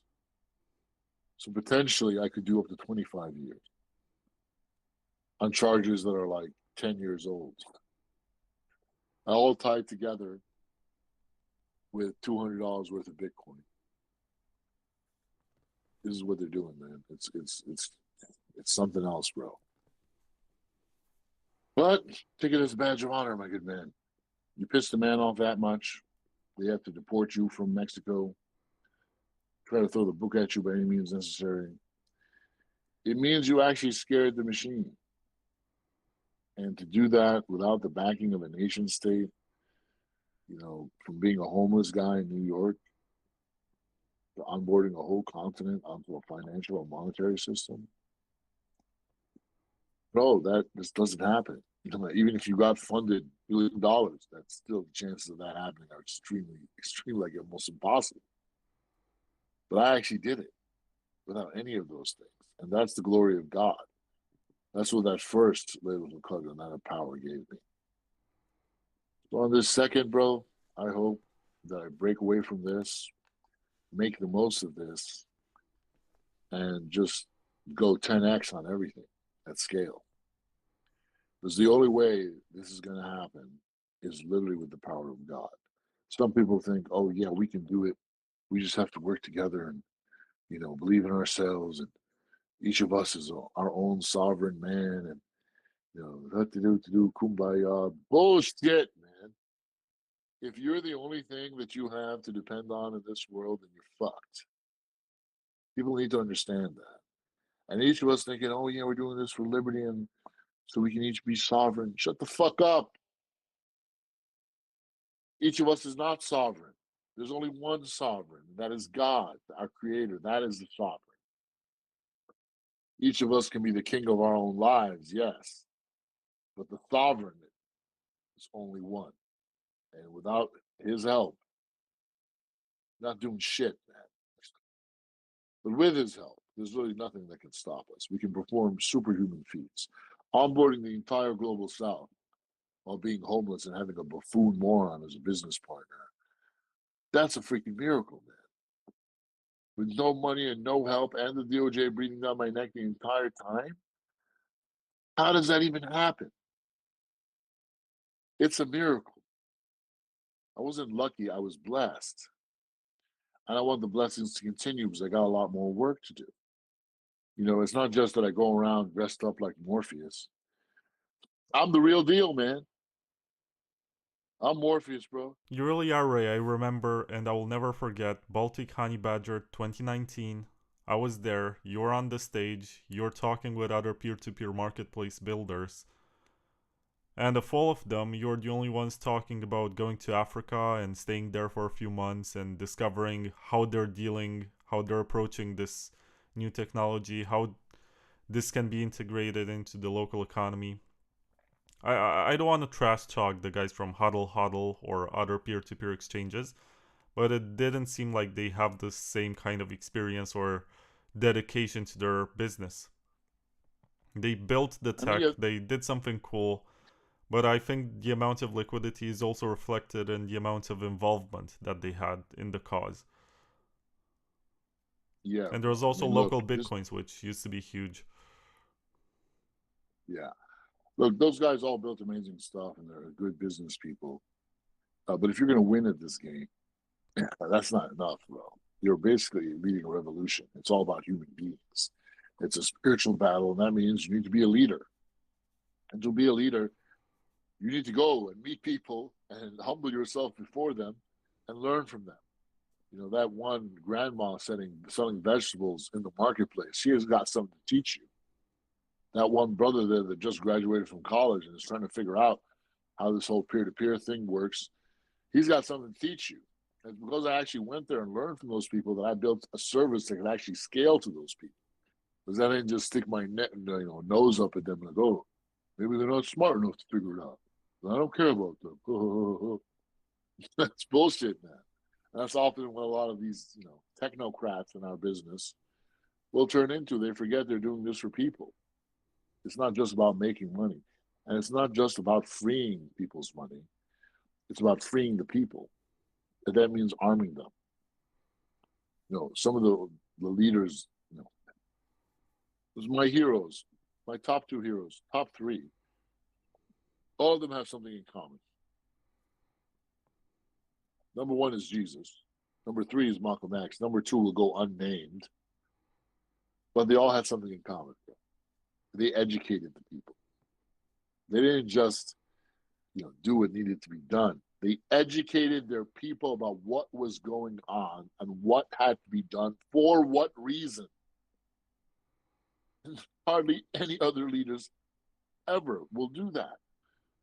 They'll just go there, give some empty speeches, then they might do great things, but unless they're educating their people so that their people think just like them, they're not doing the job. And that's what I do. I always educate the people, including the people that report to me that I work with. That was one of the reasons why a company like NoOnes can just fly without me now, because every meeting was like, okay, you have to do this, but this is why we have to do it. And this is why it has to be in this order. I would even give history lessons because I want them all to start thinking like me. I want to create little versions of me that are little decentralized cells of resistance, all happening inside their brains and their hearts, and pumping up their balls for the job too. All of that has to be in order. That's what it takes to win. If you're not doing that, you can't really call yourself a leader. You're just an administrator. Administrators are not enough. We need actual leadership. And leadership, you know what the number one key component of real leadership is? On the highest level, in the end times. This has to be there. This is the ultimate. This is the X factor. This is the thing that'll take you to the next level, keep you at the highest level, and make you transcend everything else around you. All possible exemptions, all possible examples. Everything else is crushed. You know what it is? The one requirement to that transcendent leadership is faith. You must have faith. And faith doesn't just mean, okay, I believe in God or this or that. No, it means you have to actually do the work. You have to actually do the work, meaning the worship. You have to actually have a constant, every daily connection where you're sacrificing your time to worship this entity in a variety of ways with prayer, meditation. But meditation is really nothing compared to prayer, honestly. You have to really submit to something. And also, one of the best forms of worship is what you do to honor what the Creator gave you, like strengthening your body, building the right things, empowering other people, doing charity. These are all forms of worship, and that's what a leader has to do. It's not just about barking orders anymore, folks. Allah will not give you the major win unless you are truly in the game, and that means faith. So anyone that's listening to this, if you really want to lead the world in the end times, and we are in the end times, pump up that faith stat, homies. You're not going anywhere without it. So says the war chief.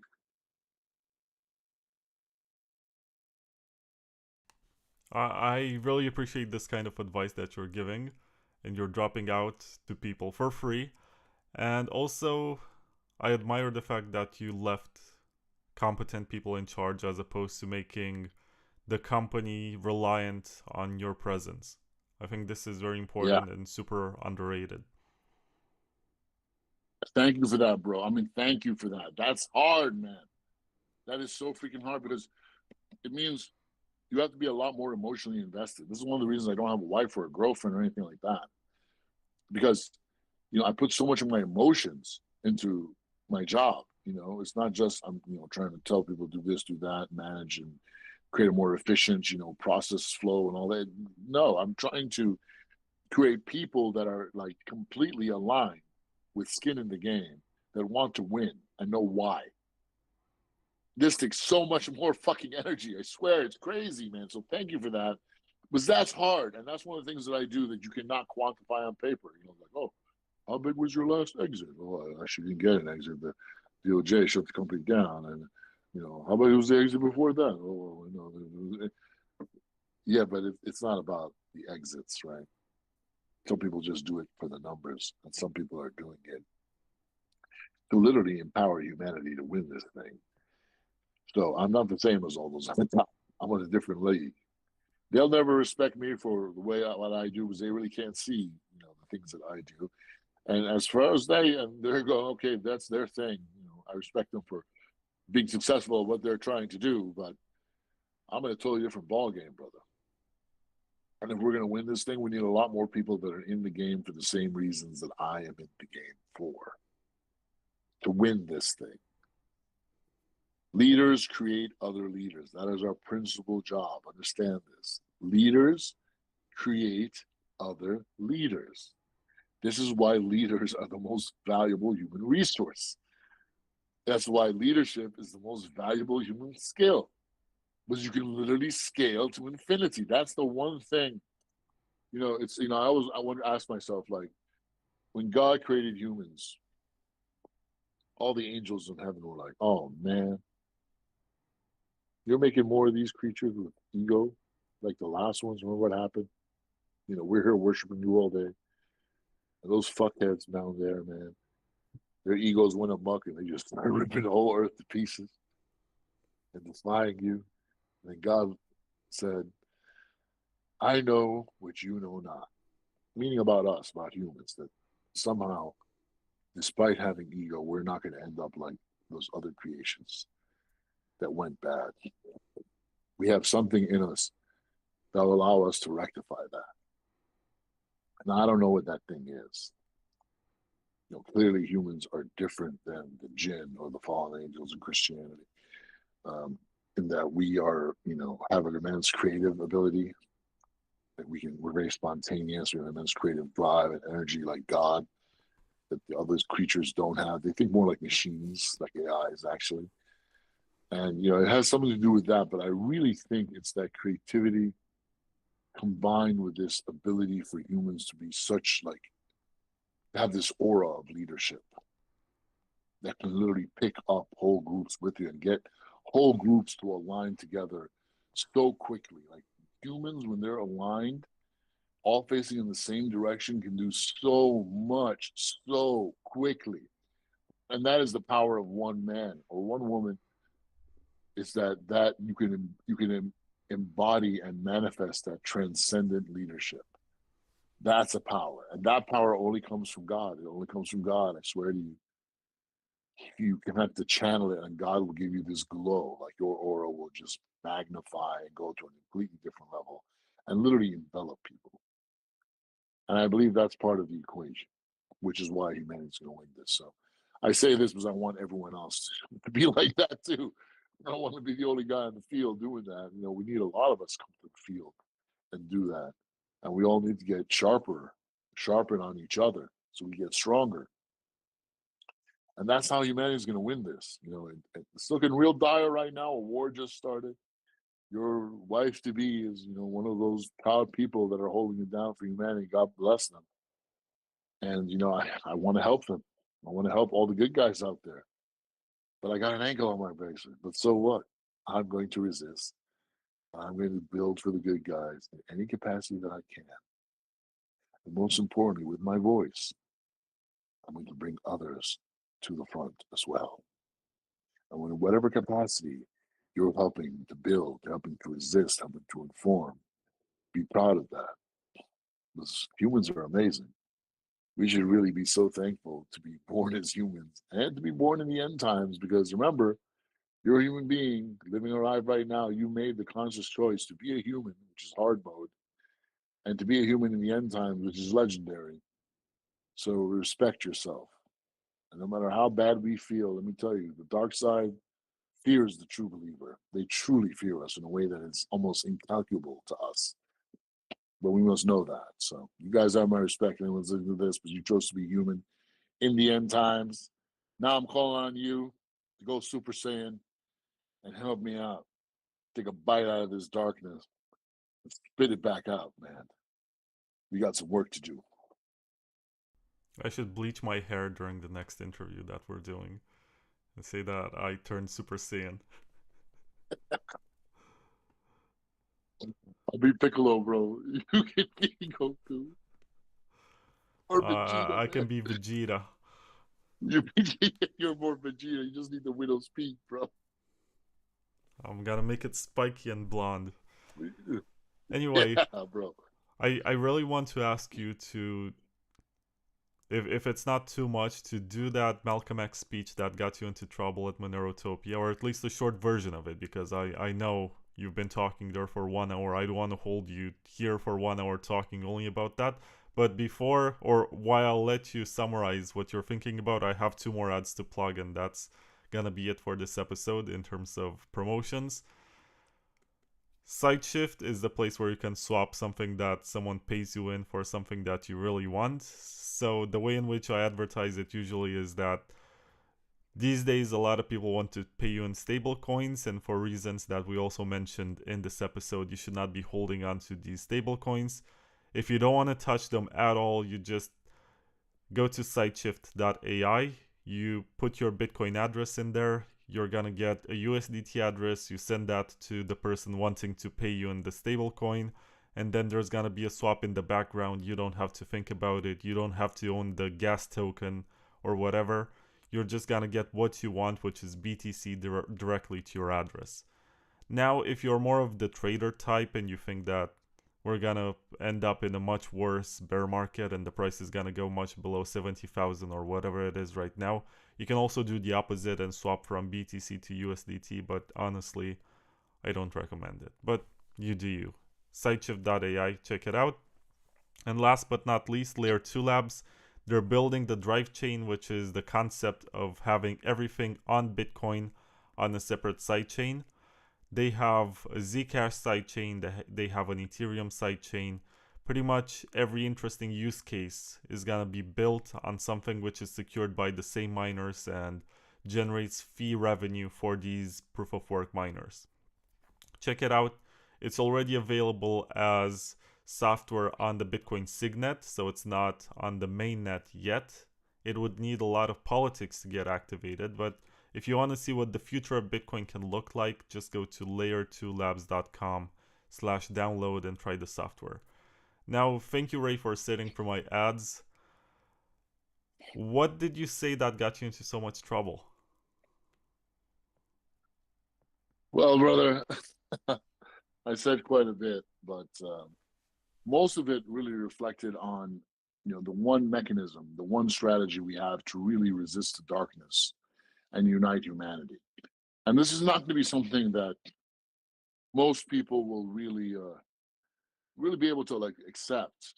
But I said it anyway because it's the truth. And Malcolm X was the same way. Let's remember, when Malcolm X was a black supremacist, and that's really what the Nation of Islam, used to be, at least, was a black supremacist organization. It was really racist. They didn't care about him. The CIA was not afraid of him.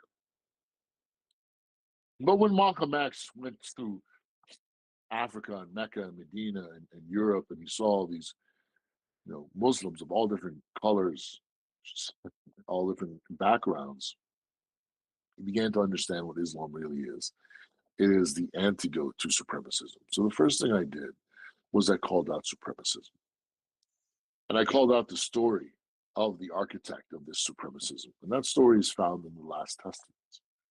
So I basically summarized my journey to Islam with what Islam actually is, which is a superpower ideology that allows us to resist the supremacist mind control virus that has afflicted humanity. And it is most prevalent and most manifest in Judaism and Hinduism to a lesser extent. They both operate off supremacism. And in fact, Wahhabi Islam is another supremacist offshoot of this, which they created. So is this supremacist sect of Buddhism. And the only thing that can resist that is true Islam, which they have worked very strongly to destroy. 80% of the Muslims are Sunnis, which are sadly mostly donkeys, because their scholars have been completely and utterly corrupted and weakened to the point where they don't really exist anymore. None of the Muslims that hear these sermons on Friday remember what the guy said, just like you don't remember what your priest said on Sunday. And this weakening of true monotheism and what it's taken away from us has done incalculable damage. But despite all of that, they still have not been able to corrupt the text. The last testament, the Quran, lives through a peer-to-peer network of 1.4 million memorizers. Humans, 1.4 million Hafiz, they're called, have actually memorized the Quran, the last testament of God, word by word, in order. Some of them are as young as 3 years old. The youngest one is a 3-year-old Moroccan kid. You know, when I was first learning about that, I looked at that, I was like, what? A 3-year-old? It's this whole thing, and my dumb ass can't even memorize, 3 child. Wow, that's a miracle. That's a miracle. That's why it survived untainted. And that's what the devil does. He corrupts the texts, creates distortion. That's the only text that survived. And it is a superpower for us to hang on to. So people don't like to hear that, but they're like, no, man, we just need to be good people, bro. And, everything else will be fine. We don't need religion. And I'm just like, shut the fuck up, all right, man. Stop fucking around and get serious, okay? Yeah, humans don't need a book. We don't need any man-made doctrine to tell us how to live and some priest sticking his hand out saying, give me some money, I'll have your sins forgiven. We don't need that. But we are under attack. The spirit world is attacking us constantly. The spirit world is not a friendly place. These small castes of dominant men that rule the world, their plan is to create a matrix of control, which is not just, where escape isn't just, impossible. They want escape to be unthinkable through a variety of control, but most of it happens through the financial, monetary, and media. And all the other systems are just basically post-surveillance.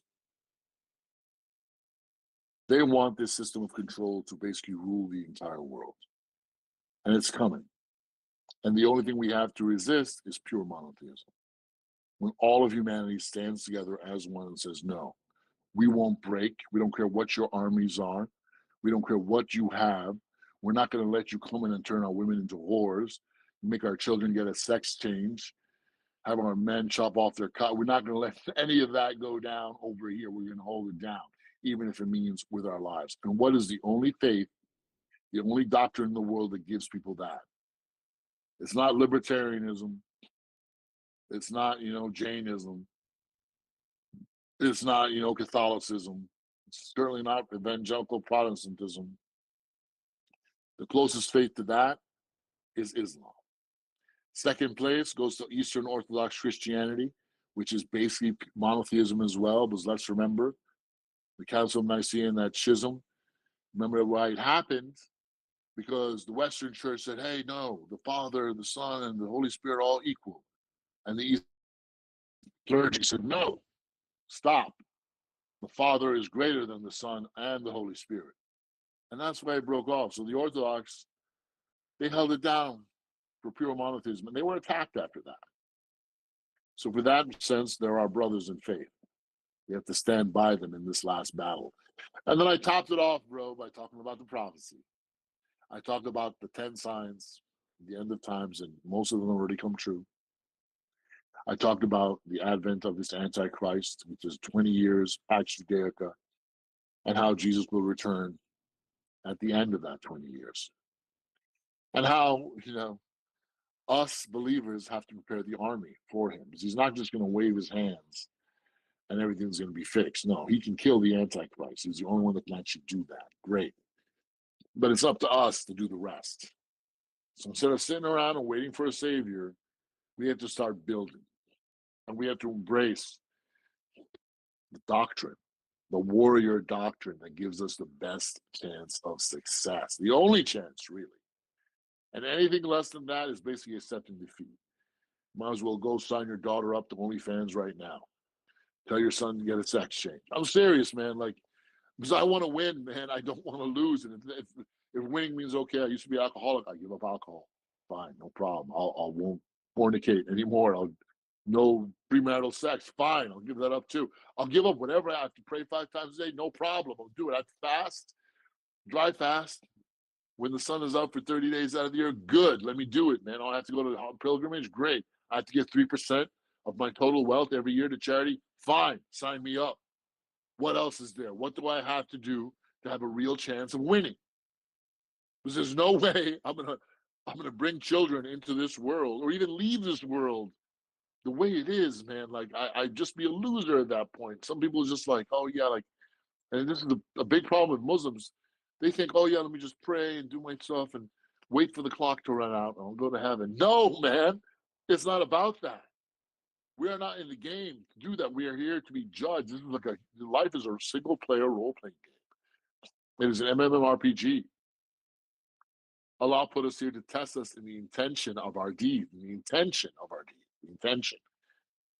So we have to be constantly striving to do the right thing, gaining knowledge, so we become more powerful, upping our stats, and going to war with this darkness. Not just for our fellow man, because our fellow man can turn against us and will, but for God. That's what we're in this game to do. We're not here for the clock to run out. So I say this to every true believer out there. We are in epic times, not just interesting times. We're in epic times. We're finding a supremacist mind control virus that has literally run over the entire world and corrupted every endeavor of the human experience, from health to medicine to science to politics, religion, history, everything. Everything. So if you really want to be a warrior, it starts with basically unbelieving everything you believed and preparing yourself for the kind to be that so strong that you can accept the exact opposite of what you used to believe about everything being your new paradigm, which is essentially what I had to do. It took me 20 years to do that. Allah is merciful, right? Well, really 7. And that's still that's pretty fast.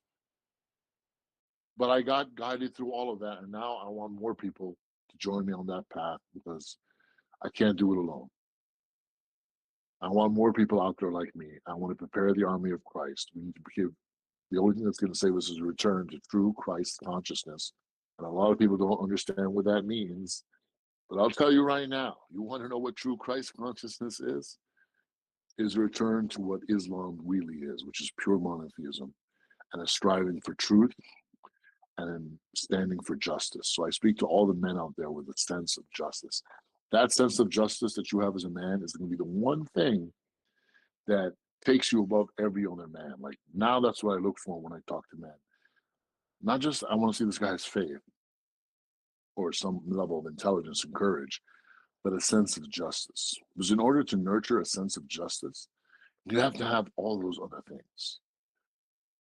And I can tell, Vlad, you're one of those people with a sense of justice.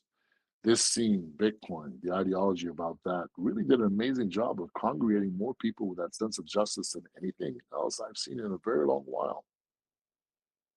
The last time that happened, besides 1933 Germany, was the Shahaba, when the Muslims got together in the 633, etc. That was the last time I really saw that sense of justice. So what made Bitcoin so amazing is it got so many people together with that sense of justice, and that's beautiful. That needs to be scaled, and it needs to be more than just about Bitcoin. Bitcoin is not God, folks. You do not deify some fucking code. It's just a tool for us to use. The prize is simply serving our Lord. We were put here to worship our Lord, and therein lies our power. And we have some work to do. We don't have much time left to strike a blow and build our own pillars. So if you're listening to this and you're out there I don't just want you to retweet my posts. I want you to read each one of them. I want you to engage with me and ask me, Ray, well, exactly what you mean by this. And if I actually give you a source, motherfucker, you better read it. You better internalize it. Don't just be collecting all the books that I read on your shelf, fuckheads. Absorb all that shit. So I'm trying to build warriors, and that's all I'm interested in. And that, in a nutshell, my good man, was essentially what I conveyed. I had an hour to do it. I've shortened it up a little bit right now, but that's basically it, brother. I'm trying to cultivate warriors. I'm trying to unify. I'm trying to cut all the bullshit. If some people are too weak and like, oh no, man, I don't want to believe in it, man, fuck off then, man. Like, if you're just too weak to accept that, I'm gonna feel sorry for you, man. Like, and honestly, the sad part is a lot of people that attack me are these Arab Sunni Muslims that are brainwashed by all this Wahhabi propaganda and shit, and they just want to spend all the time hating on their fellow Shiite Muslims because they've been brainwashed by the empire to do that, and that's pathetic. So, brother, I don't have many friends. I really don't have. I'm not on any grift. There's no one community I can grift with any of this because basically I've made enemies everywhere. Because when a man speaks truth, total truth, and he's gone down every fucking rabbit hole, he will have no shortage of enemies. But the good part about that is that people that really come to you will be winners, brother, real winners. I mean, the kind of people that you want to keep close. And I'm blessed with several of those people around me right now. And it's a miracle, really. I've never had so many good, strong people around me. And I want to grow that circle. I want to build an army of 10,000 men and women that can go out there and literally change the world. And we can do so in a decentralized fashion. We're all basically, we've downloaded the same operating system. We've got the same objectives. We know what to do and we're doing it. That is beautiful. That is a miracle. And miracles are the way things ought to be. Am I right? Yes, you are, Ray. I sort of agree with everything except for that 1933 Germany part. I think it's weird. We're not like that. This movement is not like that.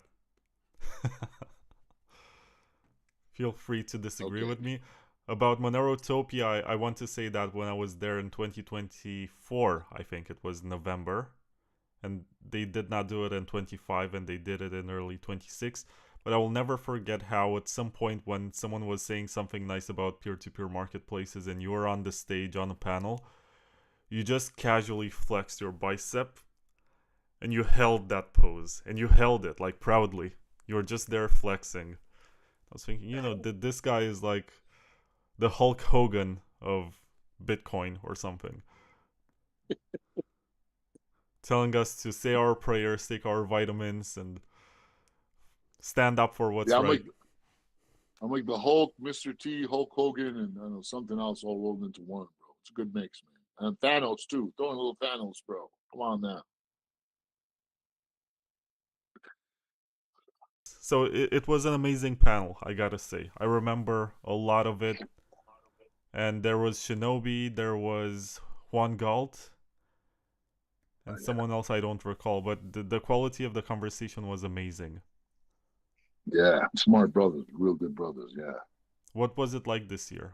I sort of missed it. I guess I fell out of love with the Monero community. They don't like me anymore. Bro, I was like one of the first people to give a speech, and right after that, I got jumped by the fucking federalists, bro. So I don't know. I wasn't there for that, bro. They were carting me off to wherever they were carting me off to, man. I didn't make it for that conference, that panel. Sorry, this time. What was the response from the conference organizers? I don't know, bro. I mean, people liked it, but what I had to say, but honestly, I just walked out because I was hungry. And immediately I had 20 officers around me, bro. Like, there was no time for any kind of feedback, bro. I just gave the speech. Oh, let me get some tacos. And I'm like, oh, fuck, damn. Was this at like the venue, as in the surroundings of the stage, or was it outside? No, I literally just walked outside like half a block, and boom, I was under siege, bro. Under siege, my good man. Makes you wonder, besieged. Like, why were they waiting in that place of all possible places? Like, if they were tracking, they were tracking me for sure, bro. 100%. Like, this is honestly, this is like crazy. These people, really want me, man. Like, and honestly, it humbles me. It was like, hey, mama, look, I made it. Maybe not in the way she wanted me to make it, but I definitely attracted some attention of some powerful people. And that's the thing, like, about us good guys. Like, sometimes the bad guys have more respect for us than we have for ourselves. And I want everyone out there to really internalize that, because the dark side really fears us. Like, all these people are possessed by these spirits. Like, every one of us has a dark spirit that's always with us. It's a jinn. They call it the Quran. The Kareem. We all have at least one. Even the prophets, even Jesus, and the last prophet, peace and blessings, had one of those things. And they can't really hurt us. They can just whisper these things into our ear. But the jinn that affect those people have basically consumed them completely. And there's other jinn that have possessed them, even more powerful ones. They're like a jinn hotel, these dark people. That's why they sacrifice those children, because they actually want these things to enter their bodies. It's crazy. Those things see a believer and fear us, because we have a strength and an aura around us that scares them shitless. And it'll scare their host shitless. Ray, So they fear is us. there a mugshot of you when they took you to jail? Maybe somewhere, but Do you remember I don't know. them taking a I don't picture think of so. you? They took several pictures of me in Mexico and here, but I haven't seen any. No, but like a mugshot. When you go to jail, you're holding up a number or something. Uh, You could make T-shirts no. of that. It's so badass. Yeah. He just need the bald head. Yeah, man. With a jacket. Yeah. Do it right now. Big smile, too. Just loving it, man. Yeah, well, we'll see, bro. But look, wish me luck, brother. Say a prayer for me. Your prayers are always appreciated. May 1st is the next trial. And it could very well be dismissed at that point, because it's all completely absurd. But if not, I'll fight it out, bro. I have no problems fighting it out How can we to the help? That's the very end. question. I'm open to that. I mean, right now I'm funding this myself, like I fund everything else. But look, if you want to help, I'll be launching some projects. Well, I'm like, I don't have a job right now. I'm not CEO of NoOnes, so I'm making some more jobs. I'm launching a water project, which would be amazing. Actually, I'll give you one for free. When I do that, trust me, man. Anything I do, it's always going to be legit, and it'll be game changing. Let the world know. I'll be launching a video game as well. I'll be in development of a game. I completely designed the most based game ever made, an RPG. Actually, I'm an RPG fanatic. Got like 40 years of RPG experience under my belt. And I have my own fashion line. I'll be 3D printing a car. That's it for now. But support me on my projects. Let people know that, what Elon Musk was purported to be, I actually am. And I'm not some fat, pasty white, bald, little fucking supremacist sellout chicken shit that, has to fucking pay women to have his baby, man. That's not me, bro. I'm the real deal, man. The real deal. This is what the real deal looks like. I actually do things because I want to please God and I want to help humanity win this thing. There's good people still out there, and I'm one of them. Just know that. No matter what anyone says about me, they're just talking shit. Because they can't stand that there's a man out there this fine, this based, and that has been this right about everything. Everything that I've said is going to happen has actually happened. Every little thing. And it's not because I'm some genius. It's just because I have faith. And I'm going by the eschatology and I've done the work. And everyone can do the same. And if we're all on that level, we'll take back this whole planet in just a few short years. Our children will have lives that we could only dream of. And that's beautiful. That's worth fighting for. That's worth dying for. That's worth everything. So I'm the war chief for a reason, folks. Believe me, I didn't want the job. But someone's got to do it. So here I am. One Piece, Chief. The One Piece, yeah, man. Maybe the One Piece is actually that, just humans taking back their will. Maybe that is what the One Piece is, right? Like there's a Greek word for it as well, tharos. The will, the ability to exercise your maximum will, like not putting any stoppers on our will as humans, not our will to do bad things, but our will to tell the truth, to defend what's rightfully ours. The only way this system works is to get us to police ourselves and hold ourselves back. That's the only way this system actually manages to continue. Once we actually like remove those blockages and the line is unleashed, that's it. If everyone on the planet did that at the same time for even like a single hour, it'd all be over for the dark side, bro. It would literally all be dismantled before our very fucking eyes. And you don't need 8 billion people, even just 8 million people. Even, 1 out of every 1,000 that would do that would be enough. I know that, brother. I believe that. So it's been a great show, bro. I'm glad. Thank you for bringing me on, having me share I'm my glad. story. You're glad. It's a good match. You're glad. I'm glad. Yeah. I appreciate your time, Ray. Thank you very much for doing this. Thank you for standing up for yourself, first of all, and for the rest of us, secondly, because you're helping the space a whole lot. And I will end this with a short story, which I thought was interesting. When you started NoOnes, I think... So it was a couple of years, actually, after you started NoOnes. At one point, you got hacked and you lost a bunch of Solana from a bridge. Yeah. And you reimbursed everyone out of your own pocket, if I recall correctly. And I've seen a lot of critics, Nick Carter and a bunch of other guys saying, oh, this guy likes to steal, he rug pulled everyone, whatever. Yeah, right. You reimbursed everyone out of your own pocket. I'm not sure if you made that money back, if you were able to get it from the hackers, if you were able to negotiate, but the point is that none of the customers actually lost money. Exactly. And look, when that happened, I was literally in Medina, literally praying the morning prayer. And the second my head left the carpet, the guy next to me told me the news. $8.5 million is long as gone. And what did I do? I just smiled. I'm like, okay. And the next day, I just converted some of my own funds to Solana, put it in, it was covered. I'm like, okay, I'll just rebuild. And that was it.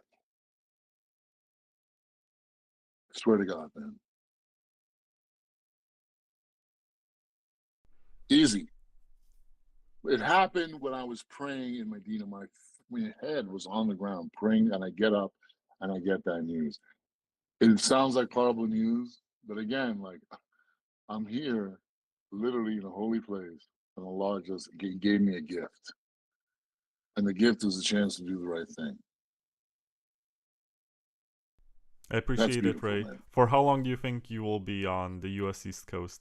And once you get out, where do you want to leave? Like, where do you see yourself staying?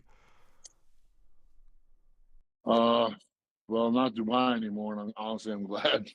I was telling everyone that shit was going to happen to Dubai. I'm glad, I'm not there anymore. But I would like to be in like a Muslim country or an Orthodox Christian country, like proper. Come to I don't Romania. want to be in the West anymore. I would love to, bro. I think Romania is a beautiful place. It's great people. We can do the next interview. If you're free to travel, we can actually do it in the car. There was a previous interview that I did like this with Tyler Spalding, who came here to visit the bear sanctuary in Romania. And we can actually do that. We can do an in-person interview, like proper, with real connection, real stories. Man. Yeah, bro. That sounds fun, man. I mean, maybe that you'd prefer Greece because you're friends with Nick Spanos and he's Greek, Greece I guess. Is great too, but it's EU, unfortunately. Is Romania EU? Oh, yes. So if you want something that's Christian Orthodox and not EU, I guess Serbia is a good choice. Or Montenegro, but I think Serbia is the best one. Yeah, we'll see. I mean, look, I've got to, beat this case. So it might be a year, could be two. We'll see what transpires, bro. But whatever it is, I'll make the most of it. I promise you that, God willing. And for everyone listening that's celebrating Ramadan Kareem, it's a special Ramadan. We're in the middle of World War III has officially begun. We've all been saying this is going to happen, so we're going to see some crazy times in the next 20 years. It's going to be an age of tremendous upheaval, the likes of which, like as amazing as the upheaval, like imagine 1999 to now, how much has changed in our lives, right? We all went from analog to digital in a decade or less. These next 20 years are going to be 10 times greater than that. It's going to be like that, folks. But we can do this, man. We can ride it out and win. Not just ride it out and survive. We're going to ride it out and win because the world is waking up. But it's not enough just to be waking up and realize something is wrong. Like realizing something is up or we've been lied to, that's not waking up. Waking up is a process, man. And you've only truly waken up once you have a belief system that allows you to resist without being reactive. Because as long as the empire can make you react to something, they have power over you. That's why nationalism doesn't work. That's why, racial nationalism doesn't work. Like, oh, yeah, my blackness or my whiteness or my brownness. And it's all rubbish, man. That shit just makes us weak because we can react. It's a feminine thing. Real men will go into battle with their identity, either being Muslims or Christians, proper Christians. That's it. Your race, your nationality, who gives a fuck, man? Your skin color, how pathetic do you have to be putting your value based on the melanin count of your spacesuit that you're wearing right now? You're a fucking joke, man. Like these people. That's what pisses me off about all these African nationalists. Like, oh, you're talking about your blackness, man. Like, who gives a fuck, man? That shit didn't give us victory before. You think it's gonna give us victory now? Or these white nationalists is just as pathetic, if not more so, talking about their whiteness. Is gonna get the fuck out of here with all that nonsense, bro. We know what it's gonna take to win. So take this time. It's a very special month. Get closer to God in any which way you can do that. Whatever name you call God by, understand we're here to worship God, which means putting God above our own will. And in that submission lies true power. If you look at me, man, I'm faced with a situation right now that most people would have a real hard time dealing with. But instead, I'm more productive than ever before. I'm doing things at a speed and with a ferocity that I haven't done since I've been, 26. That is the power of faith. It just speeds you up. It doesn't, when the hits keep coming, it's not going to slow you down. It's just going to speed you up, man. That's priceless. You can have all the money in the world, but be half asleep. But when you've got that energy of youth and you know where you're going, man, what could beat that? What's better than that? God can just give you that at any time if your heart is open. Alhamdulillah, what a miracle. Which of the favors of the Lord would you deny? All right, bro. It's a great interview, man. It's always great talking to you, brother.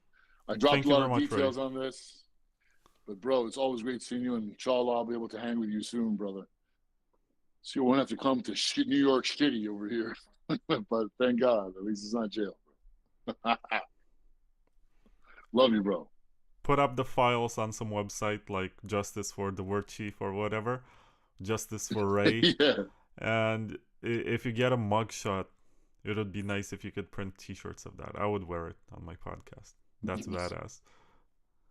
Yeah. I love it, Ben. You're the head of marketing for sure, bro. Minister of Propaganda. Thank you, Ray. All right.